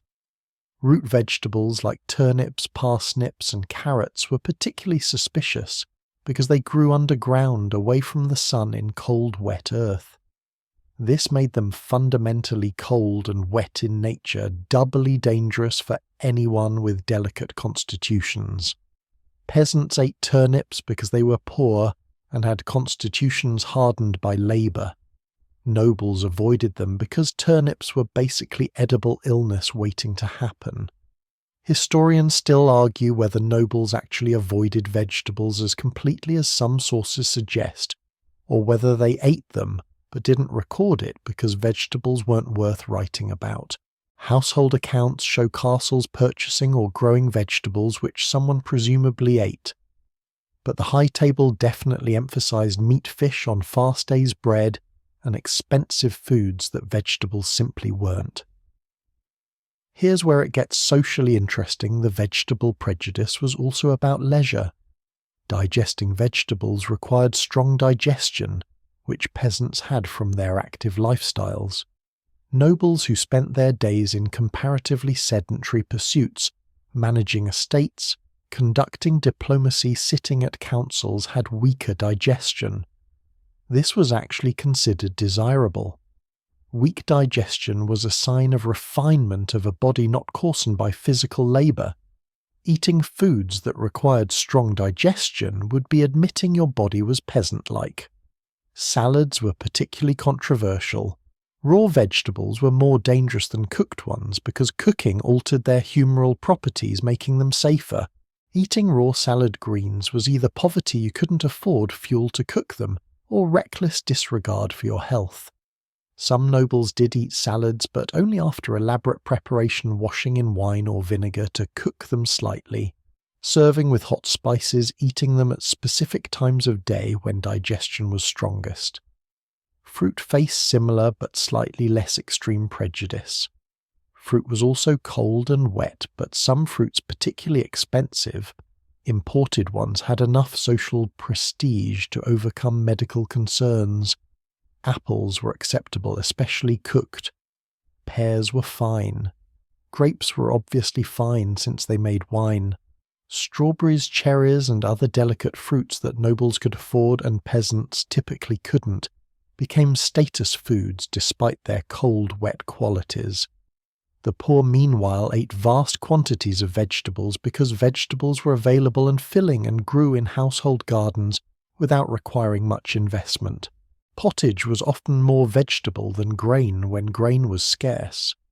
Cabbage, onions, leeks, beans, peas, turnips. These sustained peasant families through seasons when meat was unaffordable fantasy. The same foods nobles feared as dangerous were keeping the majority of Europe alive. There's a peculiar irony that modern nutrition science has basically inverted medieval medical advice. We now know that vegetable-heavy diets promote health, while meat-heavy diets contribute to various problems. Medieval nobles eating primarily meat and avoiding vegetables were probably less healthy than peasants, whose poverty forced them into accidentally nutritious eating patterns. The nobles' sophisticated medical theory was making them sick, while peasants' poverty was keeping them relatively healthy. You're at dinner, and a dish of cooked leeks appears at your section of the table, not raw, thankfully, and cooked with enough bacon fat to make them more acceptable. You eat them because they're food, and you're hungry not because you enjoy them or consider them proper meal components. They're filler bulk to stretch the meal when meat portions are small. At the high table they're eating more meat, and less of everything else. Their plates barely acknowledge that vegetables exist. Your plate is mostly vegetables with some meat if you're lucky. Their medical theory says this is appropriate for your constitution. Your empty stomach says you'd rather have their diet and risk the humoral imbalance. The leeks taste like onions and bacon fat, and the fundamental unfairness of a world where food itself has social classes. You're about to eat dinner, but first, you need to consider whether this meal will make you angry, sad, lustful, or phlegmatic. Not because of how it tastes, but because of what it fundamentally is according to medieval medical theory. Every food possesses inherent qualities that will alter your body's balance of humours, 4 essential fluids that determine your health, personality, and likelihood of surviving winter. Eating wrong isn't just unpleasant, it's potentially fatal. Welcome to dining in a world where your meal is also your medicine, your poison, and your psychiatrist. The 4 humours, blood, phlegm, yellow bile, and black bile, needed to exist in perfect balance for health. Each humour was associated with qualities. Blood was hot and wet, phlegm was cold, and wet yellow bile was hot and dry. Black bile was cold and dry. Your individual constitution determined which humour dominated your natural state, creating 4 personality types: sanguine, phlegmatic, choleric, or melancholic. Food could increase or decrease specific humours, shifting your balance, which meant every meal was a medical intervention whether you intended it or not. Let's walk through a typical castle meal and decode its humoral implications, because this system governed not just what people ate, but when, how much, and in what combinations. That roasted beef sitting on your trencher. Beef is hot and dry, which increases yellow bile, making you more choleric, prone to anger, aggression, decisiveness. This is why beef was considered ideal for soldiers and knights. It produced the hot-tempered courage needed for combat. Feed your army beef before battle, and they'd fight more aggressively. Feed them chicken, and they might negotiate instead. Chicken, incidentally, was cold and wet, increasing phlegm. Phlegmatic people were calm, sluggish, unemotional, useful qualities for monks and scholars who needed to avoid passionate distractions, less useful for warriors. Women were considered naturally colder and wetter than men, so chicken was more appropriate for female consumption. Men eating too much chicken risked becoming effeminate. Their humours shifted toward female balance by repeated exposure to cold, wet meat. Fish occupied complicated humoral territory depending on the species. Most fish were cold and wet like chicken, but their exact qualities varied. Freshwater fish were colder and wetter than saltwater fish. Bottom-feeding fish were colder than surface swimmers. This meant you needed to know not just that you were eating fish, but what kind from where caught, how to properly assess humoral impact. Medieval diners navigating fast-day meals needed doctoral-level knowledge of fish taxonomy just to avoid accidentally making themselves melancholic. Bread's humoral qualities depended on the grain. Wheat bread was hot and wet, increasing blood, making you sanguine, cheerful, sociable, optimistic. This is one reason why wheat bread was prestigious. It literally made you happier. Barley bread was cold and dry, increasing black bile, contributing to melancholy. Rye bread fell somewhere between. Your daily bread wasn't just sustenance. It was shaping your emotional state, and nobles could afford the grain that produced better moods. Wine was hot and dry, countering the cold, wet qualities of many foods. This made wine medicinally necessary, not just socially desirable. Drinking wine with fish balanced the meal, preventing excess phlegm accumulation. This is why wine was medical advice, not just luxury. Your doctor would literally prescribe wine consumption to maintain humoral balance. The poor drinking ale instead were humorally disadvantaged, their ale being colder and wetter than wine, compounding rather than countering dietary coldness. Spices were almost universally hot and dry, which made them medically valuable beyond their status implications. Adding pepper, ginger, or cinnamon to cold, wet foods made those foods safer by altering their humoral properties. That expensive spice habit wasn't just showing off, it was preventive medicine. Nobles spicing their food heavily were protecting themselves from humoral imbalances that cold foods would otherwise cause. Vegetables, as we've established, were cold and wet, but some were more dangerous than others. Lettuce was extremely cold, and wet, practically aquatic in its humoral properties, which made it dangerous for anyone who wasn't constitutionally hot and dry. Lettuce could allegedly cause impotence in men by cooling their natural heat, which terrified medieval males who valued virility.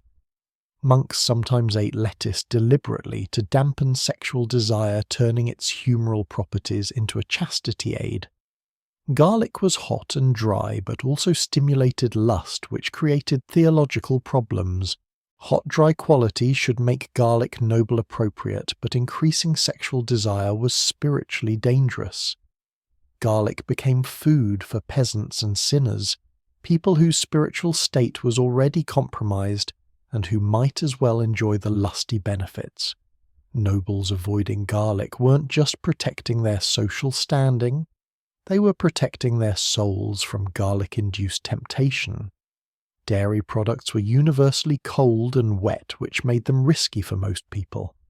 Milk was for children and invalids, people whose constitutions were too weak to handle stronger foods. Adults drinking milk were either ill or admitting constitutional weakness. Cheese being aged and partially dried was less cold and wet than fresh milk, making it more acceptable. Hard-aged cheese approached neutral humoral territory, safe for general consumption. The timing of meals mattered humorally. Your digestion was strongest at midday when the sun was highest, making noon the safest time to eat potentially problematic foods. Morning and evening, when temperatures dropped, your digestive heat weakened, making cold foods more dangerous. This is why medieval people ate their main meal at midday, not just social convention but medical necessity. Historians still argue whether anyone actually followed humoral theory precisely, or if people just ate what they wanted and justified it afterward. Evidence suggests both elaborate medical texts detailing proper humoral eating, alongside records of people clearly ignoring the advice when convenient.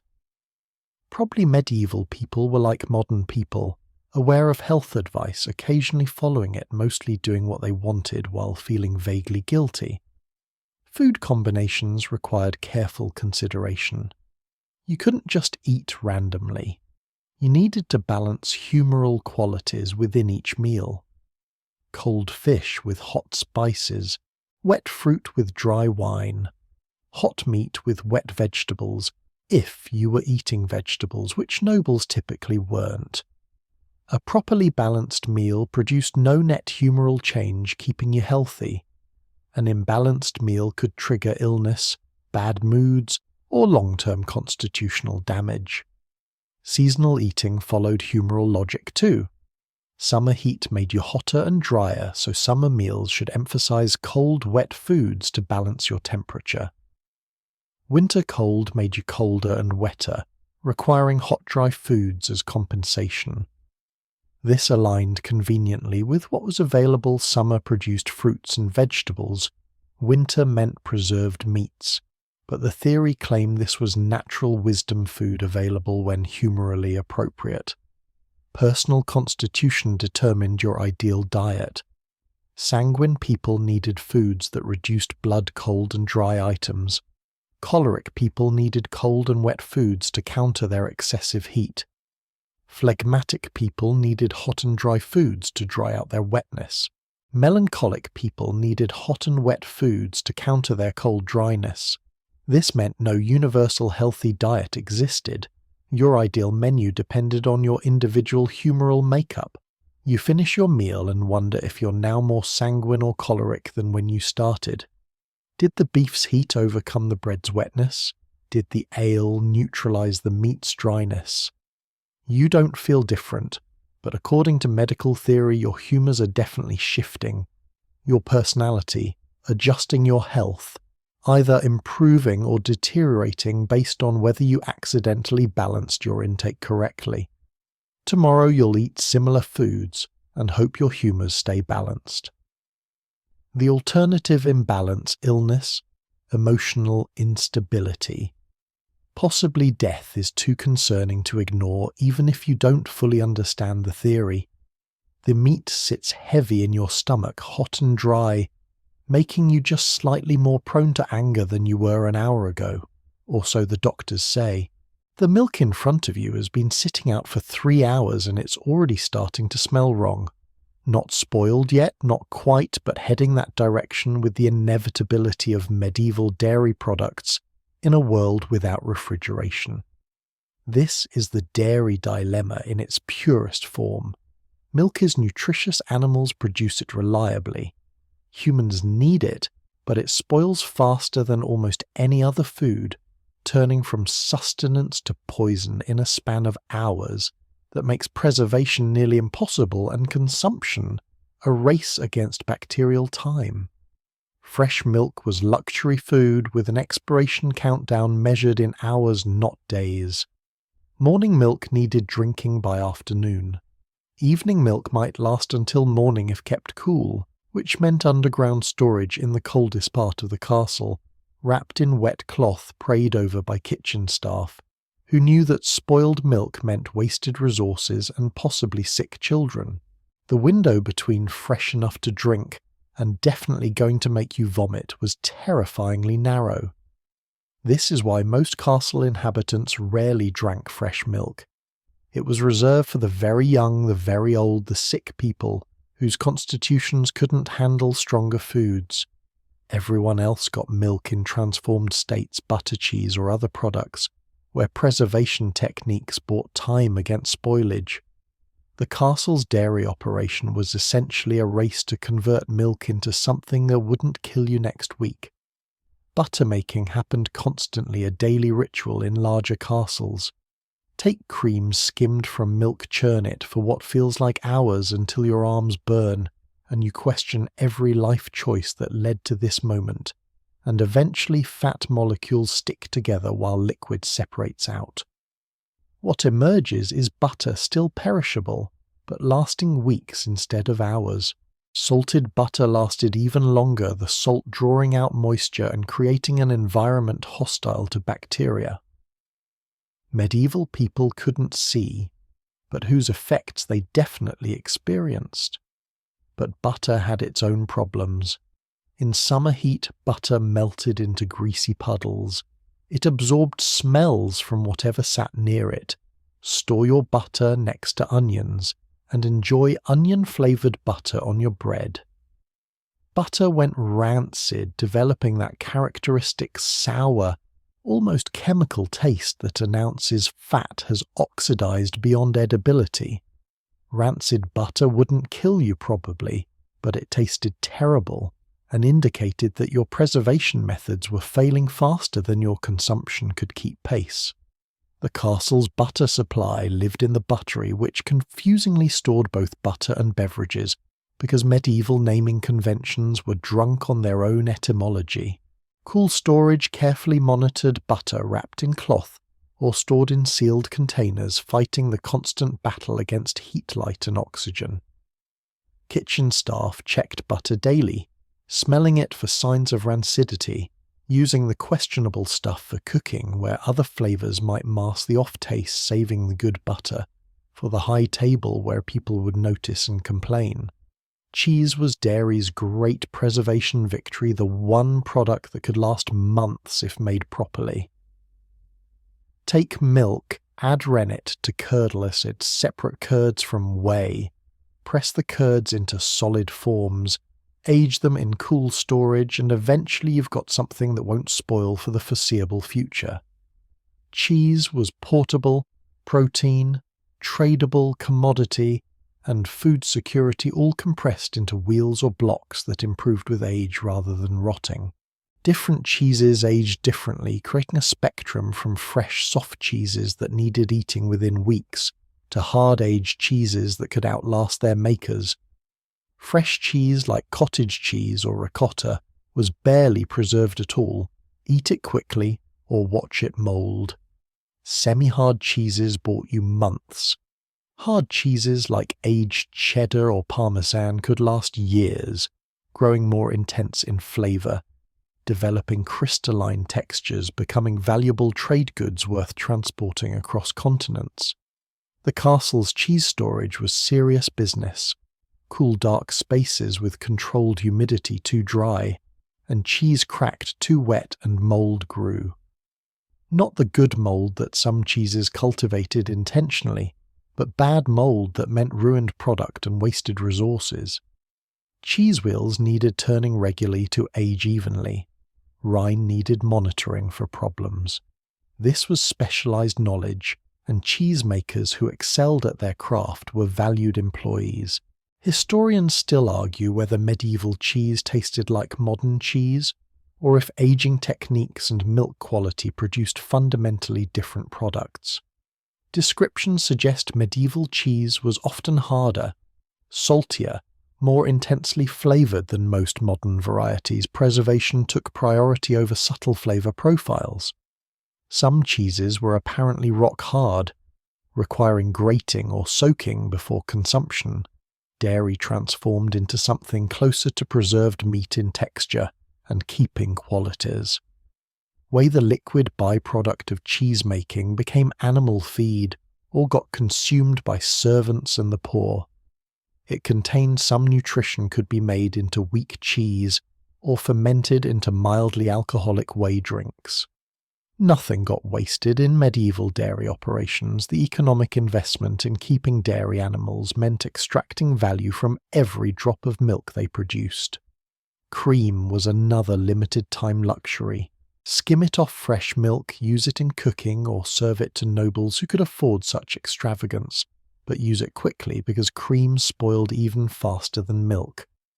Sour cream wasn't a recipe ingredient. It was what happened when you failed to use cream fast enough. Sometimes this accidental souring got incorporated into cooking anyway because waste was sin, and sour cream could pass as intentional if you added enough herbs. The castle's dairy herd, cows, goats, sheep, depending on region, and preference represented major economic investment. These animals needed feeding year-round, required shelter, got sick, went dry at inconvenient times, and produced variable milk quantities depending on season and health. Spring and summer brought abundant milk when animals had fresh pasture. Winter brought scarcity when animals subsisted on hay, and produced minimal milk, making preserved dairy products essential for surviving the lean months. Goat and sheep milk had advantages over cow milk. Higher fat content, different flavor profiles, sometimes better keeping qualities. But cows produced more volume, making them economically efficient despite their milk's relative fragility. The choice of dairy animal reflected regional conditions, cultural preferences, and economic calculations that balanced investment against output.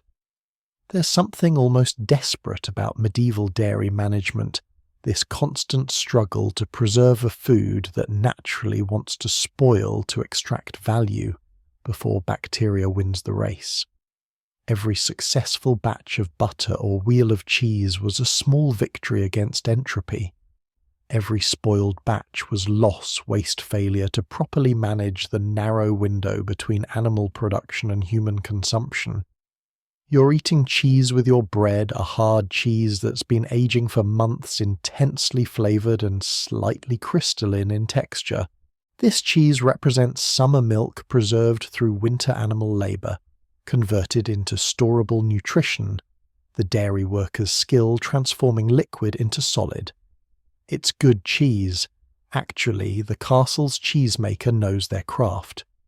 The alternative would be trying to drink fresh milk that's been sitting around since morning playing bacterial roulette with your digestive system. You take another bite of cheese and appreciate the preservation techniques that keep you fed. Somewhere in the dairy shed, tomorrow's milk is being churned into butter, racing against time and temperature. The butter will last weeks if properly salted. The milk would last hours. Medieval life is full of these small races against decay, and cheese is one of the few battles humans reliably win. The forest stretches beyond the castle walls, dense with game deer grazing in clearings, boar rooting through undergrowth, rabbits multiplying in their warrens, birds nesting in every tree. It's a protein paradise, thousands of pounds of meat wandering around on convenient legs, and you're not allowed to touch any of it. The forest belongs to the Lord, and killing his animals without permission is poaching, which is approximately as serious as murder, and sometimes punished more harshly. Welcome to medieval hunting law, where property rights trump survival and venison is a political statement. Forest law was one of the most resented aspects of feudal life, and for good reason. Nobles claimed vast territories as hunting preserves, declaring all game within them off-limits to common people. Didn't matter if deer were eating your crops, you couldn't kill them. Didn't matter if your family was starving, those rabbits belonged to the Lord. The forest and its inhabitants were property protected by laws that could see you hanged, mutilated, or heavily fined for taking what walking past you in abundance. The actual hunting done by nobles was less about food and more about sport training and social hierarchy. Hunting was military practice, tracking, stalking, coordinating group action, using weapons against moving targets. It was also entertainment, breaking the monotony of castle life with danger and exertion. And it was status display because only the wealthy could afford the time, equipment, and legal permission to hunt. Every hunting party announced that you had leisure time and owned enough land that you could restrict how it was used. The equipment alone represented serious investment. Hunting dogs, specialized breeds for different game trained from puppies, maintained in kennels with staff dedicated to their care. Hawks and falcons for bird hunting, requiring expert falconers who understood training techniques passed down through generations. Horses bred for endurance and speed. Weapons, bows, spears, specialized hunting swords. The clothing, the horns for signaling the entire apparatus of organized hunting was expensive performance art that happened to sometimes produce meat. But here's the peculiar part: nobles often didn't eat most of what they killed. Hunting was about the chase, the kill, the triumph. The actual meat was almost secondary. A successful hunt might produce venison that went to the castle kitchen, but just as often the animals got gutted in the field, certain choice parts reserved for the hunters, and the rest distributed to servants or left for scavengers. The thrill was in the hunting itself, not in securing protein for winter storage. Deer were the premium game animal, so protected by law that even accidentally killing one could mean severe punishment. Venison was luxury meat appearing at high tables during feasts, but rarely otherwise. The taste was supposedly exceptional, though reading between the lines of medieval texts, venison was often described more in terms of its prestige than its flavour. You weren't eating deer meat. You were eating status privilege, the physical manifestation of property rights. Boar hunting was genuinely dangerous, which made it more prestigious than deer hunting. Boars were aggressive, had tusks that could gore horses and disembowel hunters, and didn't run away reliably when pursued. A boar hunt was actual combat with real risk of injury or death. Nobles who survived boar hunts had stories to tell, scars to show proof of courage that couldn't be faked. The meat was good too, rich, fatty, flavorful, but secondary to the accomplishment of killing something that could kill you back. Rabbits and smaller game occupied complicated legal territory. Some areas allowed peasants to trap rabbits, others didn't. The rules varied by region, by lord, by specific forest, creating a patchwork of regulations that nobody fully understood, but everyone could be punished for violating. Peasants who successfully poached rabbits had to be extremely careful, not just in the hunting, but in the hiding, cooking, and consuming of evidence that could get them arrested. Poaching happened constantly despite the risks. Hungry people don't stop being hungry because of laws, and forests full of food created temptation impossible to fully suppress. Poachers developed elaborate techniques night hunting, using snares instead of obvious weapons, knowing the land better than enforcers, creating networks to distribute meat quickly before getting caught. It was low-level class warfare conducted in darkness, with property rights on one side and survival on the other. Punishment for poaching was meant to be deterrent level severe. Hanging was common. Mutilation, cutting off hands, blinding was used in some periods and places. Heavy fines that would bankrupt peasant families. Public humiliation. The goal was making the cost of poaching so high that desperation would be outweighed by fear. This worked imperfectly because desperation is powerful motivation, and hungry people take risks that comfortable people consider insane. Historians still argue whether forest law was primarily about preserving game for hunting, or about asserting social control through property rights. Probably both. Restricting access to forest resources game, but also wood forage other materials, kept peasants dependent on noble permission for survival necessities. This dependence reinforced feudal hierarchy, making social structure physically enforced by who could eat what meat. The actual consumption of hunted game in castle kitchens was less common than you'd expect given all the hunting. Venison appeared at feasts certainly prepared with ceremony and served with status-appropriate presentation. But day-to-day castle meals relied more on domestic animals, the livestock you controlled directly, rather than wild animals you had to pursue. Hunting was sport, livestock was food security, birds were different.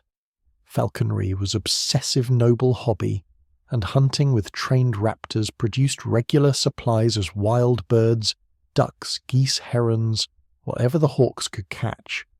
These birds appeared at high tables more frequently than venison, because falconry was something nobles did constantly, not just during organized hunting parties. Your falcon caught a heron today. That's dinner prepared and served with the story of the catch, because the hunting story was part of the meal's value. There's a peculiar theological dimension to hunting laws that church officials occasionally challenged. If God provided game animals wasn't preventing starving people from eating them, defying divine providence. Some religious thinkers argued that forest law violated natural law, that survival needs trumped property rights. Most nobles ignored these arguments, maintaining that property rights came from God too, and divine hierarchy meant knowing your place. You've never tasted venison. You've seen deer occasionally crossing roads or visible at forest edges, and you understand theoretically that they're meat. But they're as inaccessible as if they were made of gold. That protein walking around freely in abundance might as well not exist for people at your social level. The Lord went hunting yesterday. Today the kitchen received haunches of venison that will be served tonight at the high table. You'll smell it cooking, see it carried past watch. Nobles eat meat that wandered through forests you walk through regularly. The absurdity is obvious, but unspoken commenting on it would change nothing except possibly getting you in trouble. The forest provides abundantly. The law says abundance isn't for you. Somewhere in the dark tonight someone will probably risk hanging to prove the law wrong at least for one meal. You eat your pottage and try not to think about venison. There's a locked room in the castle, multiple locked rooms actually filled with grain. Wheat, barley, oats, rye stored in massive quantities that represent the difference between survival and starvation for everyone within these walls. The keys to these rooms hang from the steward's belt, and he guards them more carefully than he guards anything else, because grain is wealth, food security and political power condensed into seeds. One bad harvest, one contaminated storage area, one miscalculation in rationing, and the entire castle faces famine. This is the grain gamble, and it's playing out constantly in the background of every meal you eat. Medieval agriculture was a high-stakes bet against weather, pest, disease, and pure bad luck. Plant in spring hope for adequate rain, but not too much pray, that summer brings sun without drought. Watch nervously for signs of blight or fungus, and maybe autumn brings a successful harvest. One season of failed crops could trigger cascading disaster. No food for people, No seed grain for next year's planting. No fodder for animals. A death spiral that could depopulate entire regions. The castle's grain stores represented multiple harvests, accumulated over successful years' insurance, against the inevitable bad years. A well-managed castle kept reserves sufficient for 2 or 3 years, though maintaining that buffer required discipline, careful accounting, and willingness to ration even during abundant times to build up stores. The steward's nightmares involved calculating whether current stores would last until next harvest, factoring in consumption rates, spoilage the castle's population, and infinite variables that could destroy even careful planning. Storage itself was constant battle against decay. Grain needed to stay dry, moisture meant mold rot germination, all forms of spoilage that turned food into garbage. The granary rooms were designed for airflow, sometimes elevated to prevent ground moisture from seeping in with thick walls for temperature control. But medieval building techniques weren't perfect. Rain leaked through roofs, humidity crept in during wet seasons. Maintaining dry conditions required constant vigilance and regular inspection. Then there were the rats. Oh, the rats. Castles were rat paradises, food storage everywhere, warm places to nest, plenty of hiding spots in stone walls and thatched roofs. Rats ate grain voraciously contaminated far more than they consumed and reproduced at rates that made control nearly impossible. A castle might lose 20 to 30% of stored grain to rats and mice over a storage season. This wasn't acceptable loss, it was catastrophic waste, but preventing it exceeded medieval pest control capabilities. Cats helped. Every castle had cat semi-feral populations that lived in granaries and kitchens, tolerated and even encouraged, despite medieval ambivalence about cats generally. These cats weren't pets. They were working animals whose job was killing rats. A good mouser was valued fed intentionally to keep it around, sometimes even named, despite cats' general second-class status in medieval society. The cats couldn't eliminate rats, but they kept populations somewhat manageable. Weevils and other insects infested stored grain, boring into kernels, laying eggs, creating new generations of grain destroyers that turned food into bug nurseries. You could see weevil damage holes in grain, dusty residue, sometimes the insects themselves crawling through stores. Heavily infested grain was still edible if you were desperate. Just grind it all together and pretend the extra protein from dead insects is intentional. But preference obviously went to uninfested grain, which meant using older stores first and hoping newer grain stayed clean. Historians still argue whether medieval grain storage techniques were adequate or if massive waste was accepted as inevitable cost of doing business. Evidence suggests both elaborate efforts to protect grain alongside resignation, that significant portions would spoil. The economics of medieval life included built-in losses that modern supply chains have reduced but never eliminated. We still waste food, just at different points in the production cycle. The quality of stored grain deteriorated over time even without visible spoilage. Older grain made darker, denser bread with stronger flavours that range from rustic to actively unpleasant. By the time you're eating bread from 2-year-old wheat, you're consuming preservation, not enjoying baking. But 2-year-old bread beats starvation, so preferences adapt to circumstances. Seed grain represented special category of stored grain, sacred and untouchable, except in absolute desperation. These were the seeds for next year's planting. Eat them now, and you've eliminated future harvests, trading short-term survival for long-term doom. Castles that consumed seed grain were making end-of-the-world calculations, acknowledging that next year didn't matter if you couldn't survive this year. Stewards who authorized eating seed grain knew they were potentially condemning everyone to death just slightly later.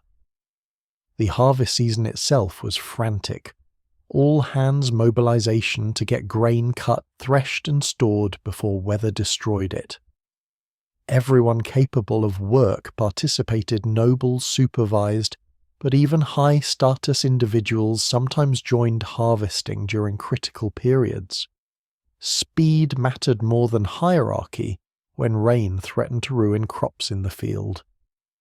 A successful harvest brought genuine celebration relief that winter wouldn't mean starvation, at least not this year. Bad harvest triggered immediate crisis response. Rationing started, immediately reduced daily bread allocations, stretched grain stores with less desirable substitutes. Hope that neighbouring regions had surplus available for purchase. Prices spiked predictably, creating profit opportunities for merchants and desperation for everyone else. Castles with good stores could wait out high prices. Castles with poor planning faced choices between bankruptcy, buying expensive grain, or watching their inhabitants starve. The bread you're eating right now contains grain from last year's harvest ground within the past few weeks, baked yesterday or today. The flour was kept dry in the pantry, inspected for insects, judged acceptable by whoever manages such things.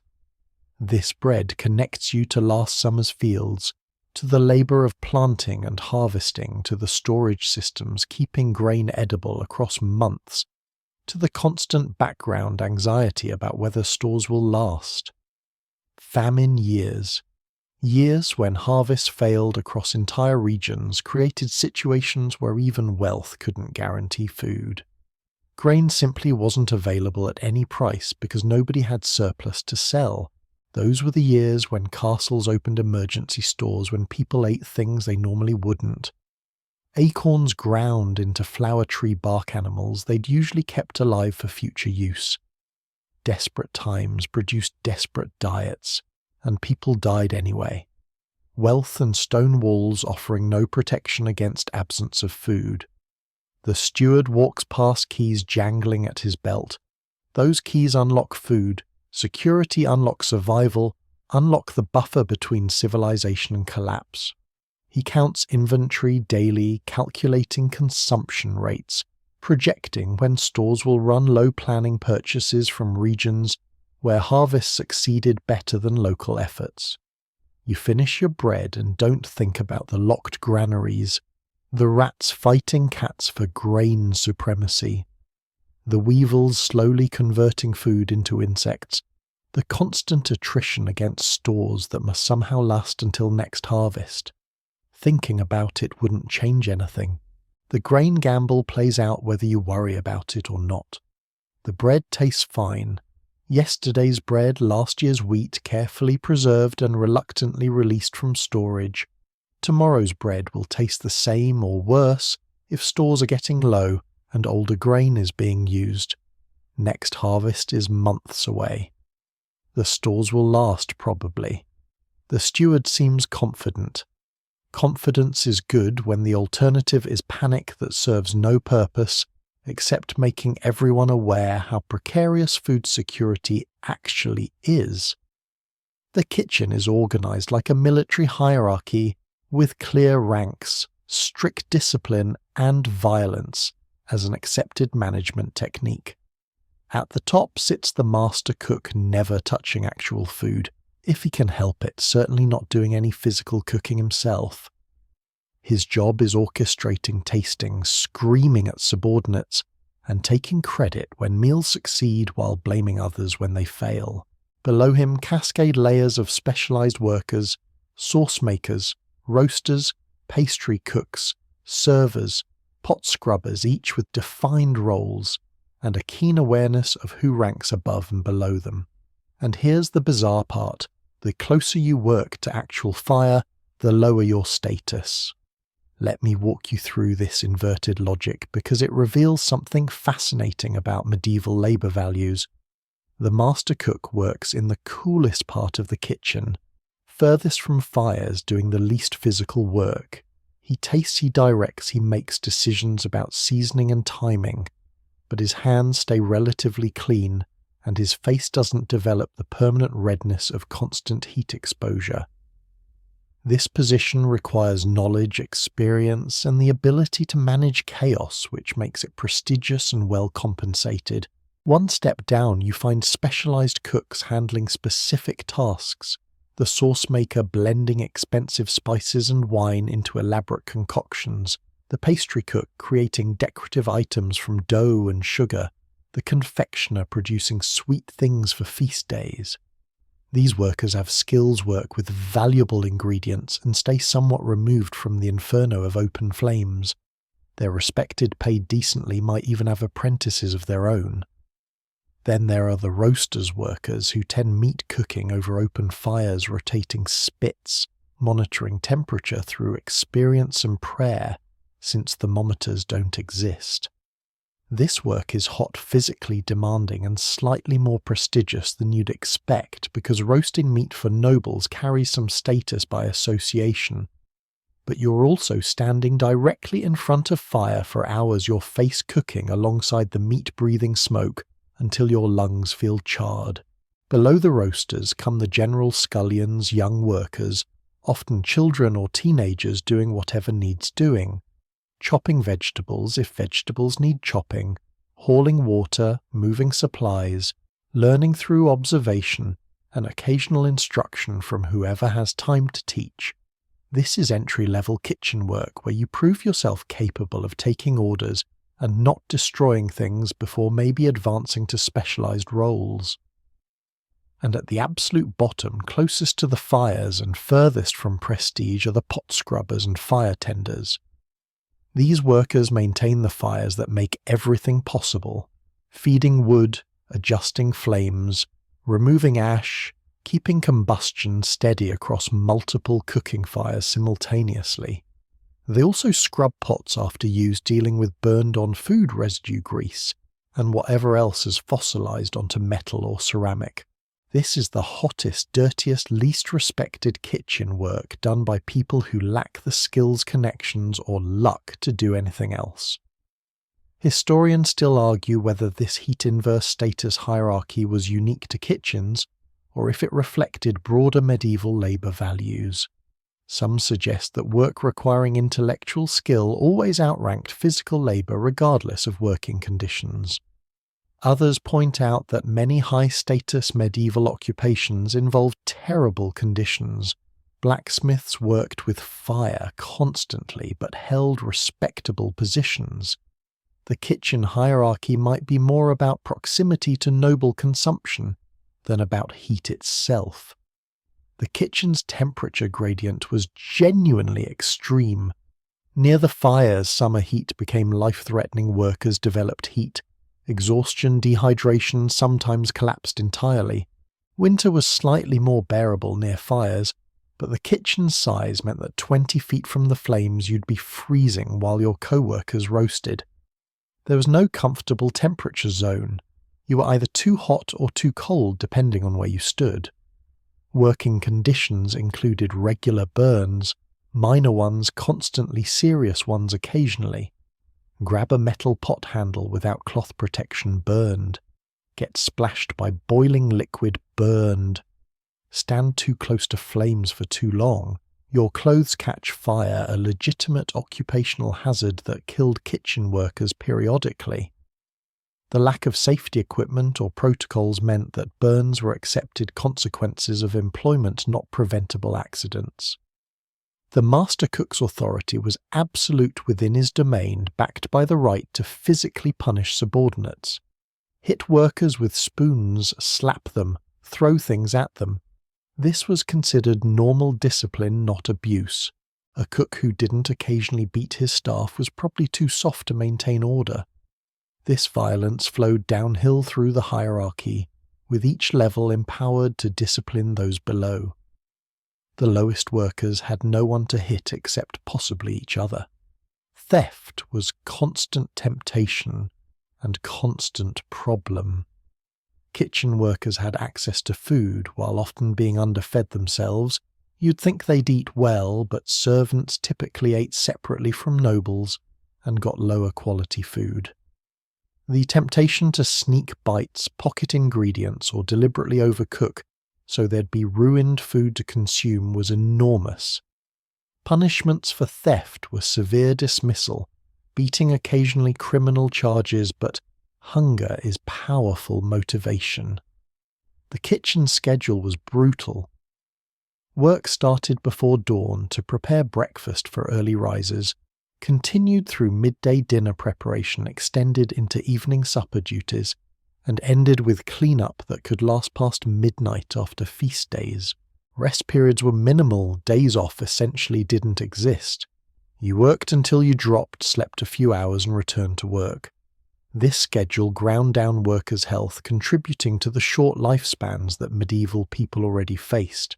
Apprenticeships in prestigious kitchens were actually valuable, similar to guild apprenticeships in other trades. Learning under a respected master cook opened doors to employment in other noble households. Kitchen skills were transferable, and a cook with reputation could leverage it into better positions, more pay, maybe eventually becoming a master cook themselves. This career path existed, though most kitchen workers never progress beyond basic labour. There's a weird paradox in how kitchen workers lived. They produced elaborate meals for nobles, handled expensive ingredients, created dishes worth more than they'd earn in months, but they themselves survived on scraps and pottage and whatever they could sneak without getting caught. They made beauty and luxury they'd never personally enjoy their labour, transforming raw ingredients into status symbols they couldn't consume. The sound of the kitchen was overwhelming. Multiple fires, crackling pots, clanging knives, chopping the master cook, shouting orders, workers calling to each other over the noise, occasionally someone screaming after an injury. Communication required yelling, which contributed to the aggressive atmosphere. You couldn't have calm conversations in an environment that loud. Everything came across as urgent or angry even when it wasn't. You're watching this hierarchy function, seeing the master cook taste something and immediately berate whoever prepared it, watching that worker turn and snap at someone below them, seeing frustration cascade through ranks until the lowest scullion gets yelled at, for reasons completely disconnected from anything they did. This is normal. This is how kitchens work. Nobody questions whether there's a better way because this is the only way anyone knows. The roaster turning the spit has been standing in front of fire for 4 hours, will stand there another 4 at least. His face is permanently reddened, his hands calloused from handling hot metal, his clothes smell like smoke and rendered fat. He'll probably die before 50 lungs destroyed by decades of smoke inhalation, body worn out by heat and labour. The master cook is tasting wine sauce, considering whether it needs more spice making, the kind of culinary decision that his years of experience enable. He'll probably live into his 60s if illness doesn't get him a relatively long life for medieval times, body protected from the worst labour by his rank. They're both feeding the same people, but their path through life couldn't be more different. One thinks, one burns. Status follows thought, not fire. There's a dish arriving at the high table, and everyone stops talking to stare at it. A roasted porpoise glistening with glaze garnished with gilded pastry, presented on a silver platter carried by 3 servants, moving in synchronized ceremony. This is a delicacy, a luxury, a statement. And if you were somehow transported forward to a modern restaurant and ordered this, the chef would probably call the police. Medieval nobles ate things that would make contemporary food culture recoil in horror, and they did it enthusiastically, competitively as proof of wealth and sophistication. Let me start with the porpoise, because it perfectly encapsulates medieval noble food logic. Porpoises are marine mammals, intelligent, air-breathing, actually pretty cute if we're being honest. Medieval nobles classified them as fish for religious purposes, which made them acceptable fast-day food, and then decided they were also delicious luxury items worth serving at feasts. The meat was apparently rich, oily, gamey, with flavours that needed serious spicing to become palatable. But palatability wasn't really the point. Rarity and expense were the point. Peacock appeared at feasts with its feathers replaced after roasting, creating the illusion of a living bird sitting on your table. This required elaborate preparation, carefully removing feathers before cooking, saving the tail display, roasting the body, then reassembling everything with wire supports to maintain the posture. The result was spectacular theatre and terrible meat. Peacock is tough dry, not particularly flavourful, even when properly prepared. But it looked amazing, announced that you could afford exotic birds, and gave guests a conversation piece that would last weeks. Swan got similar treatment, feathers replaced, presented in lifelike poses, served with great ceremony. Swan meat is worse than peacock, somehow managing to be simultaneously tough and fatty, with flavours that contemporary sources politely described as distinctive, and that modern tasters call revolting. Swans were royal birds in England, technically property of the crown, which made serving them political statement as much as meal. You weren't just eating bird, you were demonstrating royal connections. Dolphin was served at wealthy tables, another marine mammal classified as fish for convenience. Medieval recipes for dolphin involve extensive marinating, long cooking times, heavy spicing, all the techniques you apply to meat that need significant intervention to become edible. The historical record suggests dolphins tasted fishy but meaty, which doesn't sound appealing, but medieval nobles apparently thought differently, or just powered through for status points. Jellied eels were considered delicacy food, eels boiled until they produced natural gelatin, then cooled into aspic with the eel pieces suspended in clear jelly. This required skill to produce properly, getting the gelatin consistency right, clarifying the liquid, moulding it attractively. The result looked impressive, demonstrated technical competence, and tasted like fish-flavoured gelatin, which was apparently desirable if you were wealthy enough to choose your protein sources. Lamprey, a parasitic eel-like fish that attaches to other fish and feeds on their blood, was particularly prized by English nobility. King Henry I allegedly died from eating a surfeit of lampreys, which might be medieval code for food poisoning, but suggests he really enjoyed them. Lamprey pie was prepared for royal occasions, the creatures cooked in wine and spices baked into pastry shells served as tribute to monarchs, who apparently couldn't get enough parasitic fish. Historians still argue whether medieval nobles genuinely enjoyed these foods, or whether they were suffering through them for social reasons, like modern people eating at pretentious restaurants, where everything is foam and the portion sizes require microscopes to see. Contemporary descriptions are suspiciously vague about actual taste, focusing instead on presentation rarity and the honour of being served such items. This suggests that admitting these foods tasted terrible would be social suicide, so everyone pretended to love them. Songbirds appeared at noble tables, larks, thrushes, finches, tiny birds that would have more recently been valued for their music than their meat. These were served whole, sometimes dozens at a time, each bird barely a mouthful. The appeal was quantity as statement. Look how many of these small, difficult-to-catch birds we accumulated for a single course. The actual eating involved crunching through tiny bones and extracting minimal meat, making this dining as performance art rather than practical sustenance.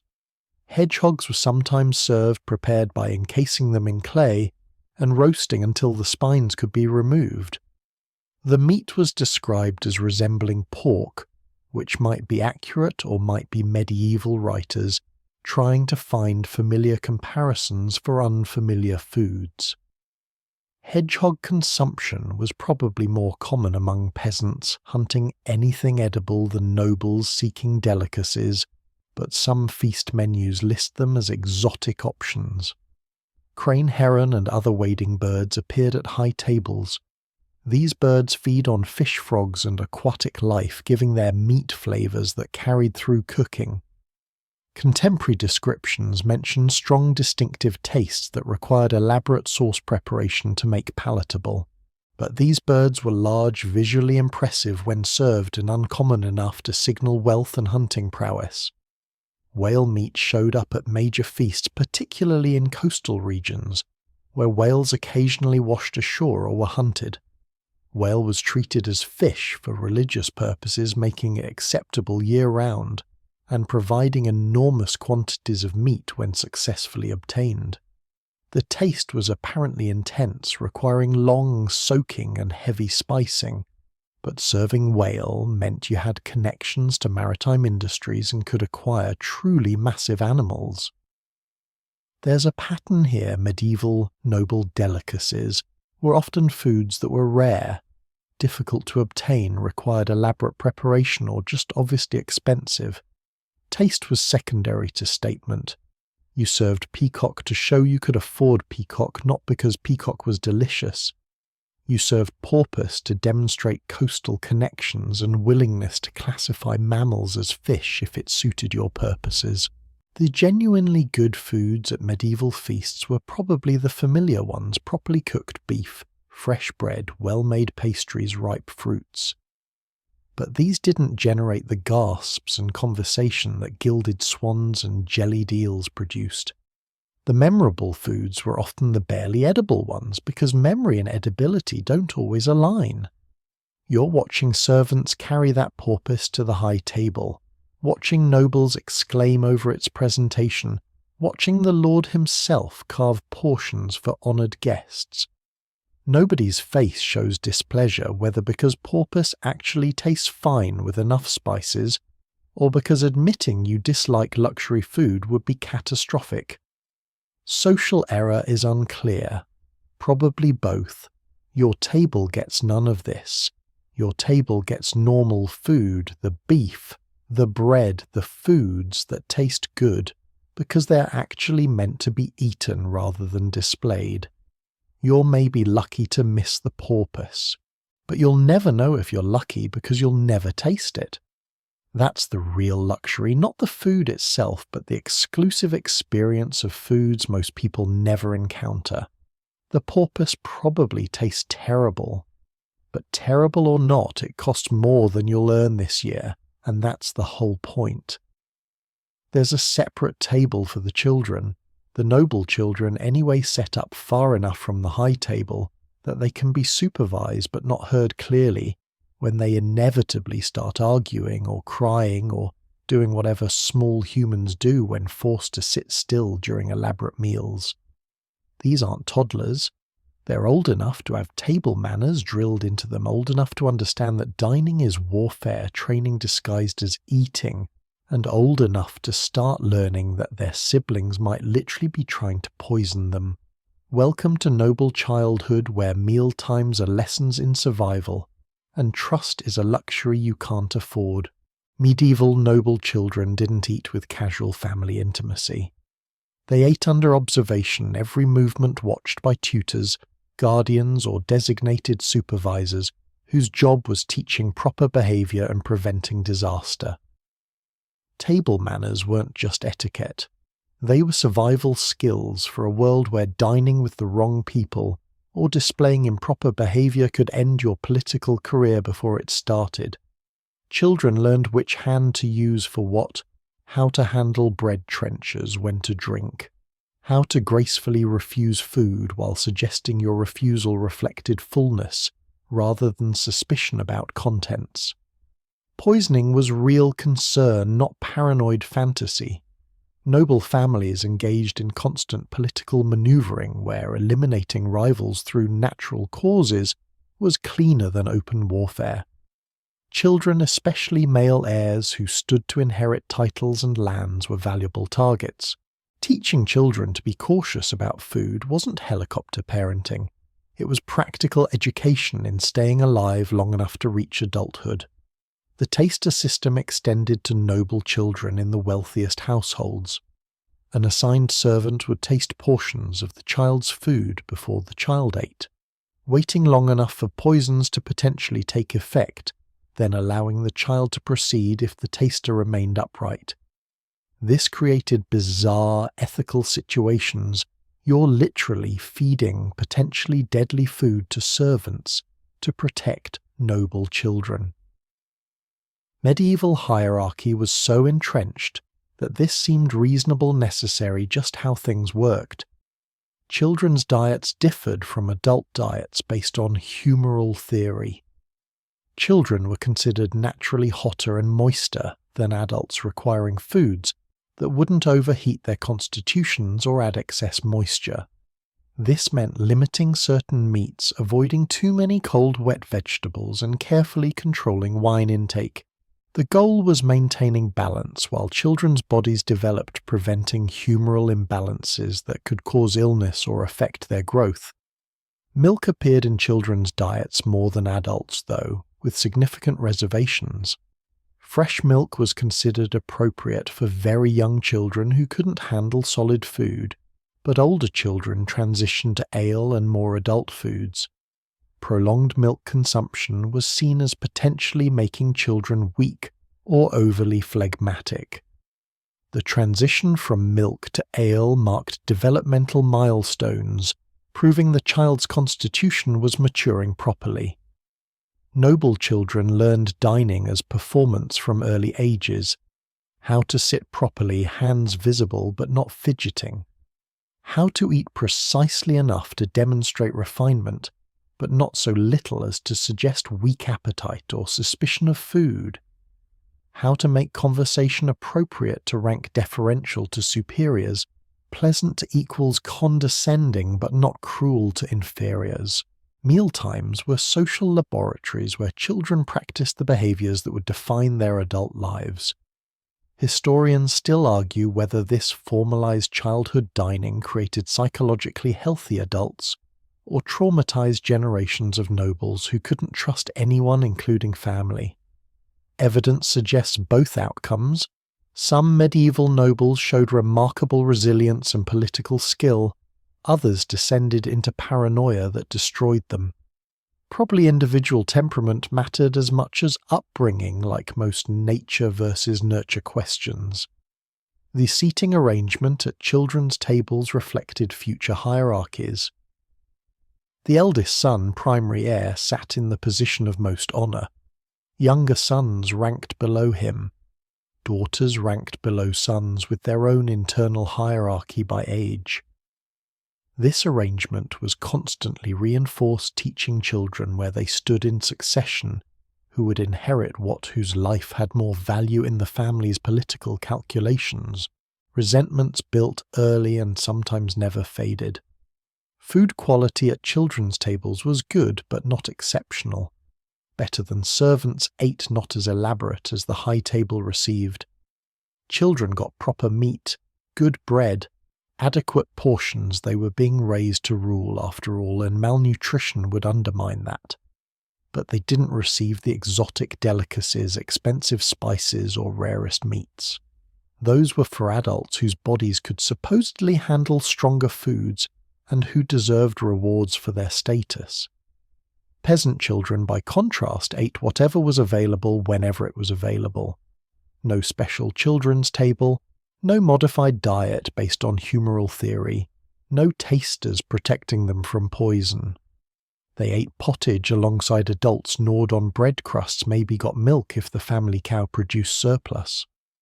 Their survival rates reflected this. Medieval childhood mortality was horrific, and poor children died at rates that made noble childhood look comparatively safe. Noble children's education included identifying foods and their properties, learning which meats were hot or cold, which vegetables safe or dangerous, which combinations promoted health. This wasn't abstract academic knowledge, it was practical information for self-preservation.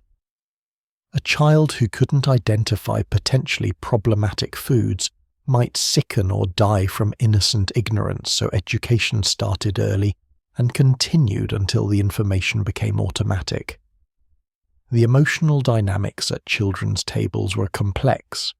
These were siblings who might genuinely love each other, or might be rivals for inheritance, being raised in proximity, but taught that their interests diverged. Some formed genuine bonds that lasted lifetimes. Others developed hatreds that erupted into violence when opportunity arose. Meal times put them together daily, forcing interaction that could go either direction. Religious instruction happened during meals too. Prayers before eating, gratitude for God's provision, reminders about gluttony being sin, and waste being offense against divine generosity. Children learned that food had spiritual dimensions, that consumption was moral activity requiring proper attitude and behavior. This reinforced other teachings, but also created anxiety around eating. Were you enjoying food too much? Not enough. Was your appetite sinful or your restraint excessive? You're watching the noble children at their table eating carefully, speaking quietly, glancing occasionally toward the high table where their parents sit. One child, maybe 8 years old, reaches for bread with the wrong hand, immediately gets corrected by the supervising guardian, pulls his hand back, reaches again correctly.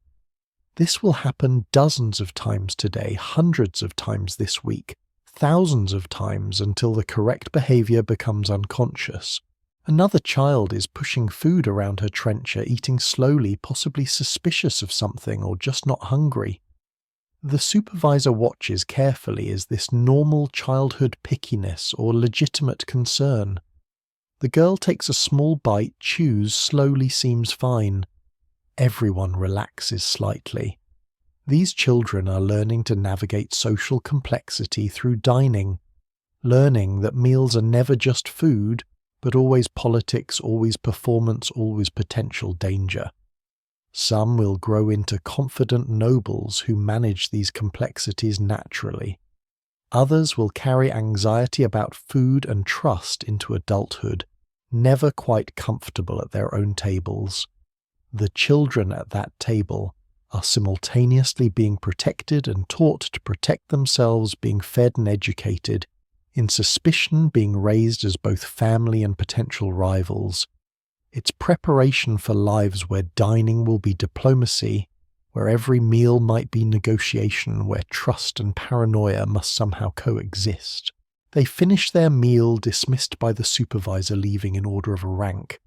Tomorrow they'll do this again, and again, until behavior becomes identity and caution becomes character. The castle bells ring at odd hours, now announcing deaths faster than births.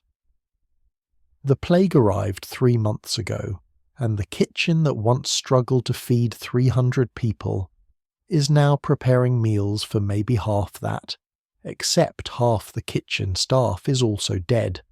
So the ratios don't actually improve, they just shift into different forms of crisis.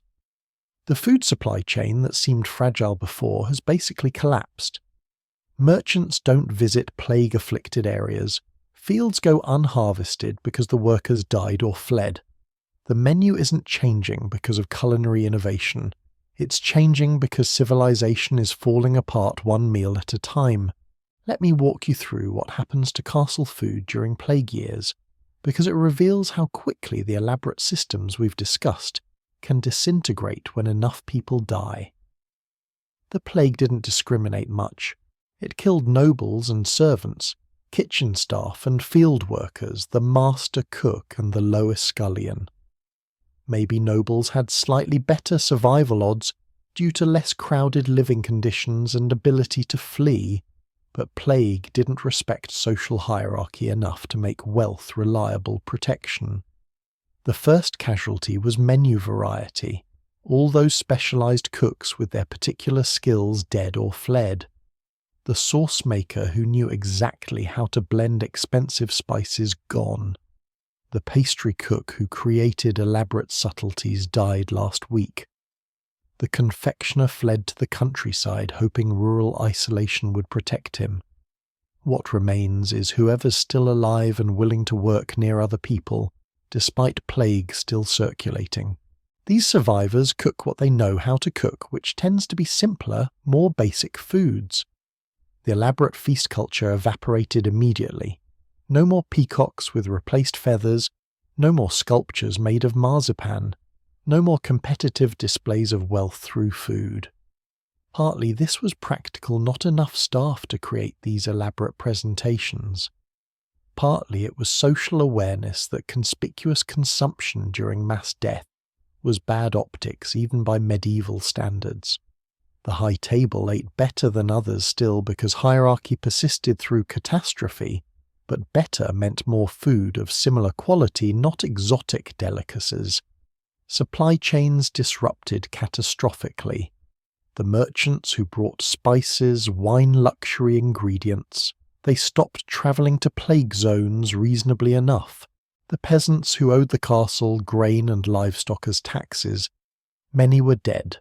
Survivors were sometimes keeping their produce, because who would enforce tax collection when the lord's soldiers were dying too?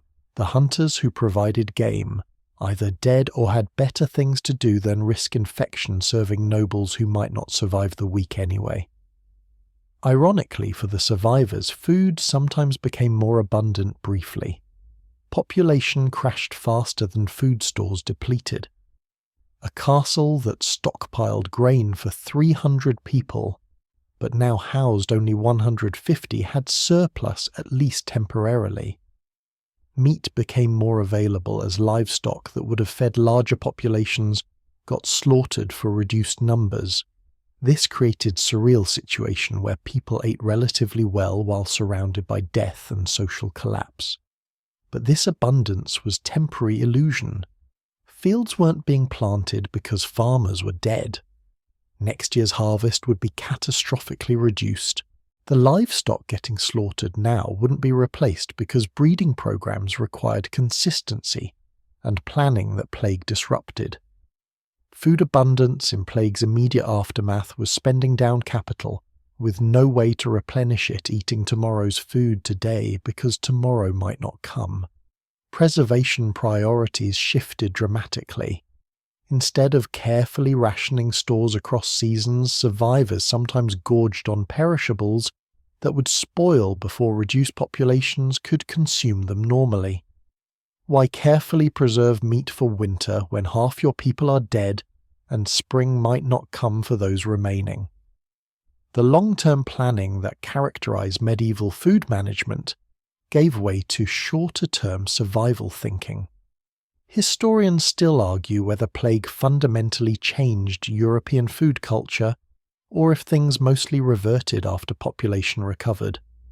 Evidence suggests both temporary disruptions and lasting changes. Labour shortages after plague gave surviving workers more bargaining power, sometimes allowing better food access for lower classes. Land availability shifted changing agricultural patterns. But basic social hierarchies and food distribution systems largely survived and reconstituted after plague receded. The psychological impact on dining culture was subtle but real. People who survived plague years never fully trusted that food security would last.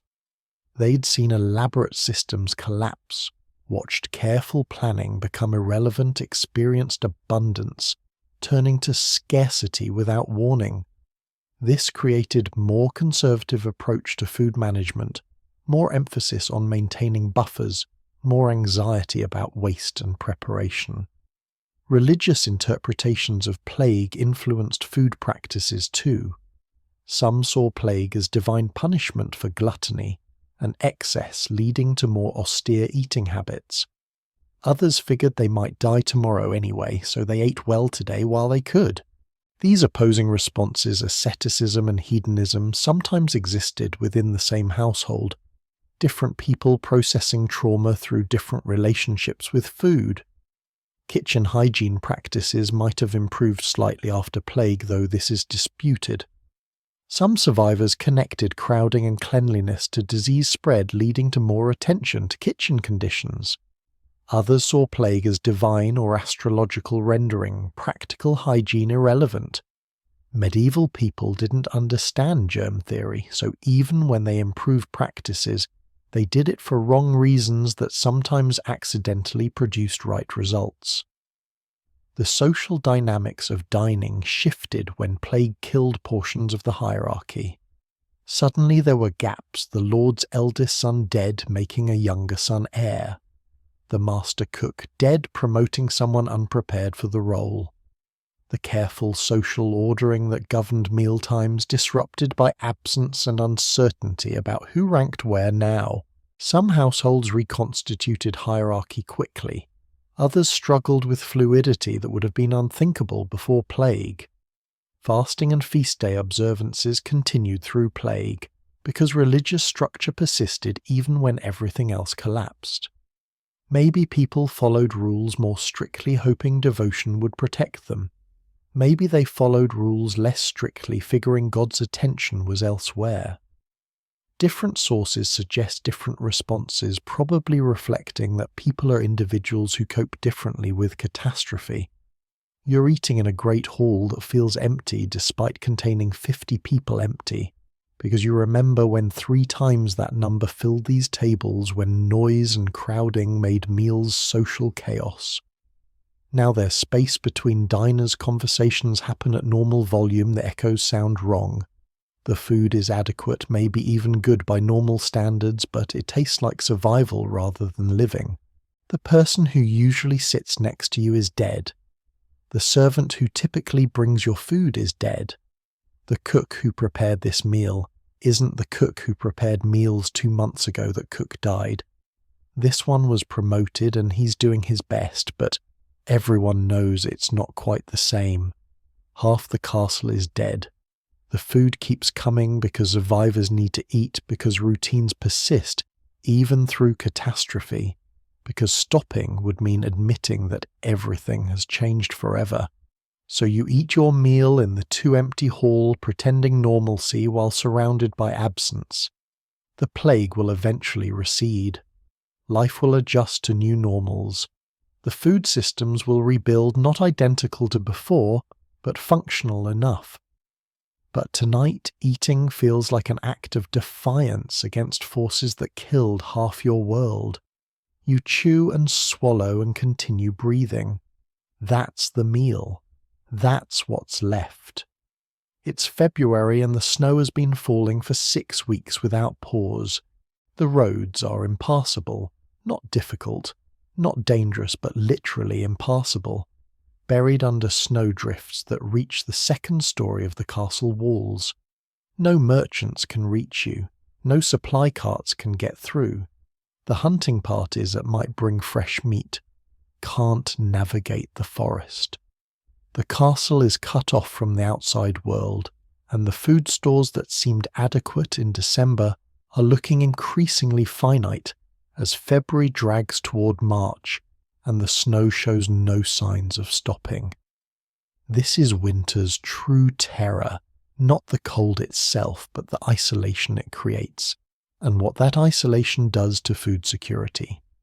The steward's calculations have shifted from careful management to crisis rationing. Every meal now means less food for tomorrow. The grain stores that should have lasted until spring planting are depleting faster than planned, because the isolation means no emergency purchases are possible.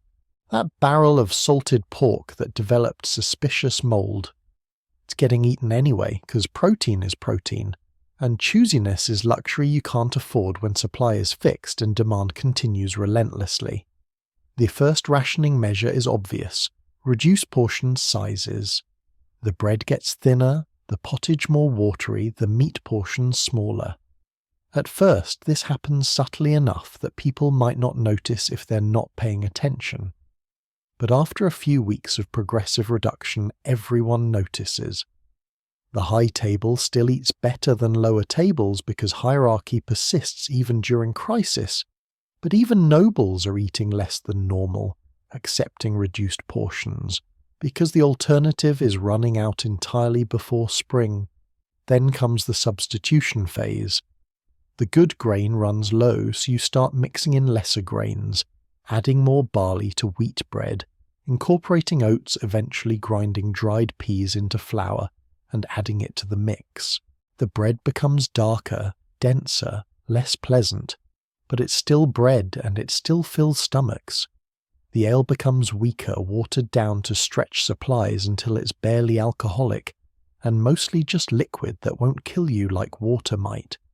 The preserved meat situation grows dire. You're eating meat that's been hanging in the larder for 6 months, so heavily salted and dried that it's barely recognizable as once living tissue. The soaking process to make it edible takes longer. The smell becomes more questionable. People start getting sick, whether from the meat itself or from other factors is unclear, but the timing is suspicious. Still, you keep eating it, because the alternative is no protein at all. Historians still argue whether medieval people actually resorted to cannibalism during extreme winter isolation, or if these stories were exaggerated propaganda about enemies. The documentary evidence is ambiguous. Lots of accusations, fewer confirmed instances, difficult to separate fact from medieval-era fake news. But the fact that these stories existed and were believed suggests that people understood winter isolation could push humans to unthinkable extremes. The social fabric strains under hunger. Arguments break out over food distribution. Servants start stealing more aggressively, the risk of punishment outweighed by actual hunger. The Lord has to decide whether maintaining strict discipline or maintaining morale takes priority, and there's no good answer. Execute someone for stealing food, and you demoralize everyone while solving nothing. Ignore theft and you lose control of distribution, potentially creating chaos. Hunting becomes desperate endeavor.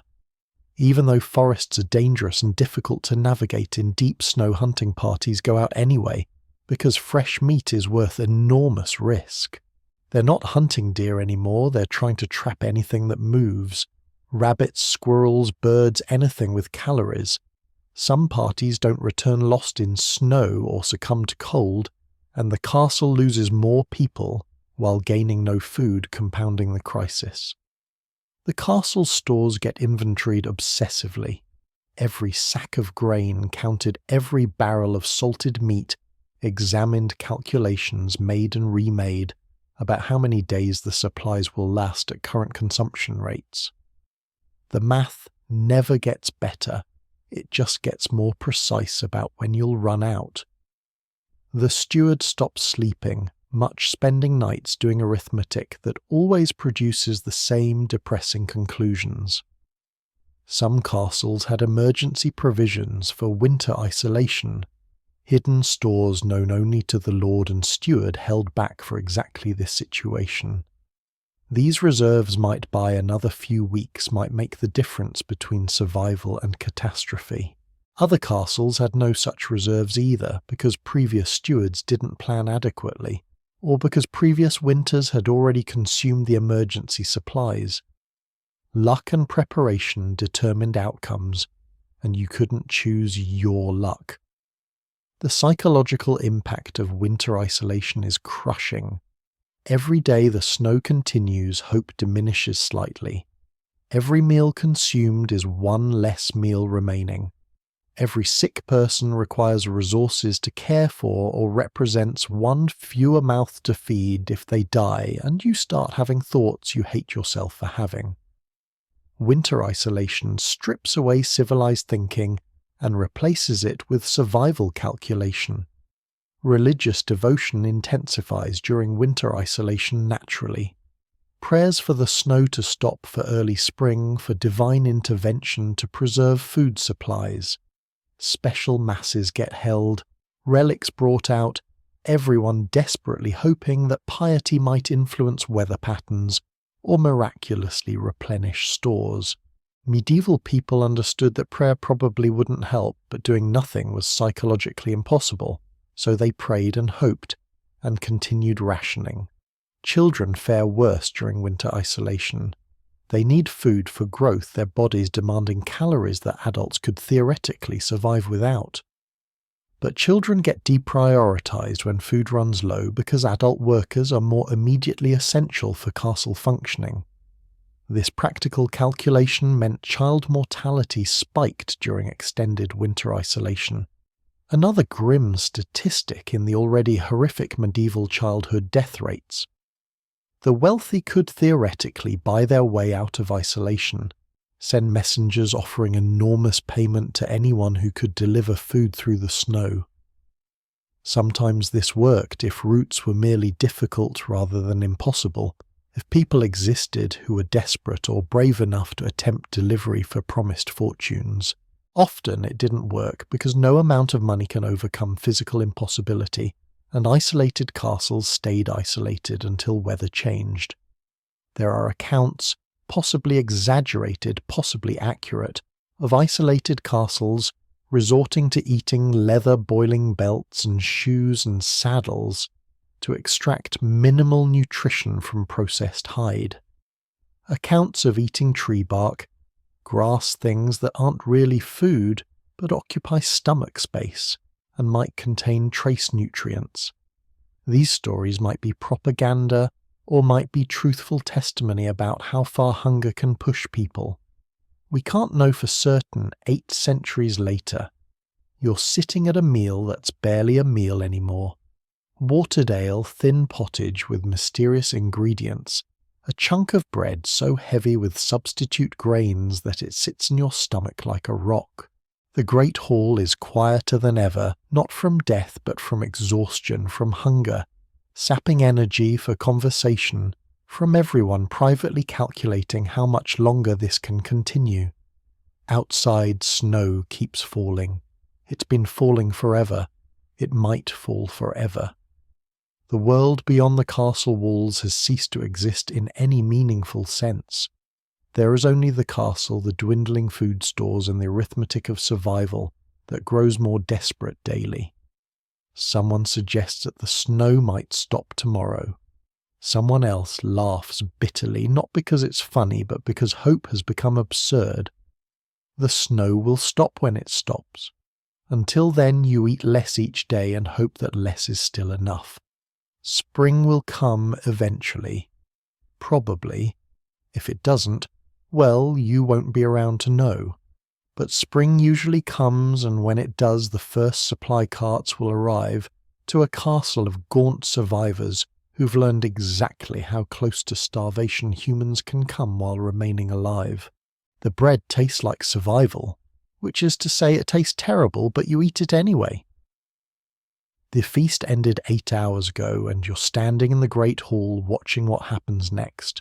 The part nobody writes poems about the unglamorous reality that defines medieval castle food culture more accurately than any roasted swan or gilded subtlety ever could. The tables are still covered with leftovers, half-eaten trenchers soaked in gravy, picked over meat joints, bread crusts, sauce congealing in serving bowls. The physical remains of conspicuous consumption now transformed into something else entirely. What happens to this food in the next few hours will reveal more about medieval social structure, charity, waste and survival than any feast menu ever could. The first wave of leftover distribution is formalized hierarchy. Before the feast even fully ended, servants collected specific items designated for specific purposes. The Lord's personal leftovers, anything that touched his plate or sat near his position, get reserved for his household's private consumption later. This isn't about hunger, it's about maintaining exclusivity even in refuse. The idea that a lower servant might eat something the Lord touched would be socially destabilizing, so even leftovers maintain class boundaries. The high table's collective leftovers get distributed to upper servants, the steward, the butler, senior household staff who occupy that middle space between nobility and common workers. This is partial payment for their services, supplementing their wages with food quality they couldn't otherwise access. These servants might take the leftovers to eat, immediately, might save them for later, might share with family members or trade with others. The food has value beyond immediate consumption. It's social currency, tradable commodity, something worth planning around. The middle table's leftovers go to regular servants, guards, craftsmen, the working backbone of the castle. By the time food reaches them, it's been sitting for hours, but it's still better than tomorrow's pottage. These workers gather around as serving staff distribute portions, not quite fighting, but definitely jockeying for position. Everyone hoping to get meat rather than vegetables, substantial portions rather than scraps. There's an informal hierarchy even here. Some workers have seniority or favour that gets them first choice. The trenchers, those bread plates soaked in gravy and meat drippings, get collected separately. The best ones, still mostly intact, might get eaten by servants, who are too busy working during the feast to eat properly themselves. These soggy bread slabs, having absorbed hours of flavour, are actually more appealing than you'd think. Not refined dining, certainly, but genuinely satisfying if you're hungry and accustomed to pottage as baseline. The less appealing trenchers, broken, excessively soiled, contaminated by whatever got spilled on them, get packed into baskets. This is where castle charity becomes visible. Servants carry these baskets to the castle gates, where the local poor have been waiting sometimes for hours hoping for scraps. This isn't generous impulse, it's calculated social management. Feed the desperate poor enough that they don't become dangerously desperate, dispose of waste products, demonstrate lordly charity, solve multiple problems with one distribution. Historians still argue whether trencher charity was meaningful poverty relief or just symbolic gesture that made nobles feel good while doing minimal actual help. Evidence suggests both for some poor families these scraps made difference between eating and not eating that day. For others it was insufficient supplement to already inadequate diets. Probably the truth varied by region, by how generous specific lords were, by how many poor people were competing for limited scraps. The bones, stripped meat bones, fish skeletons, anything with remaining structural integrity get collected for different purposes. Good bones go to the kitchen for making stock broth, extracting final nutritional value through long simmering. Lesser bones might go to dogs, the castle's population of semi-feral canines that served as waste disposal, pest control, and occasional alarm system. Nothing with potential value gets discarded if it can be repurposed. Fat rendered from cooking or scraped from serving platters gets saved obsessively. Every bit of grease, every pool of congealed fat collected and stored for reuse. This fat becomes cooking medium for future meals, gets used in making soap, provides waterproofing. For leather fuels, low-quality candles. Fat is too valuable to waste even fat that's been sitting on platters for hours absorbing flavours from multiple dishes. The truly inedible waste food that's genuinely spoiled, contaminated beyond use, or so unappetizing that even desperate poverty won't make it acceptable, finally gets discarded. But discarded is relative term. Some goes to pigs who eat basically anything organic. Some goes to composting areas where it breaks down into fertilizer for castle gardens. Even genuine waste serves purposes if you're creative about disposal. The logistics of this leftover distribution are surprisingly complex. Servants need to sort food quickly before more spoilage occurs. They need to judge what's still good enough for human consumption versus animal feed versus compost. They need to manage distribution to prevent fights or riots when poor people compete for limited food. They need to track what goes where for accounting purposes. Even charity needs documentation in well-run castles. The time pressure is real. In summer heat, food spoils rapidly once feast ends. The window between still edible and definitely poison can be just hours. Servants work quickly, making decisions about borderline food that could sicken people if judged wrong.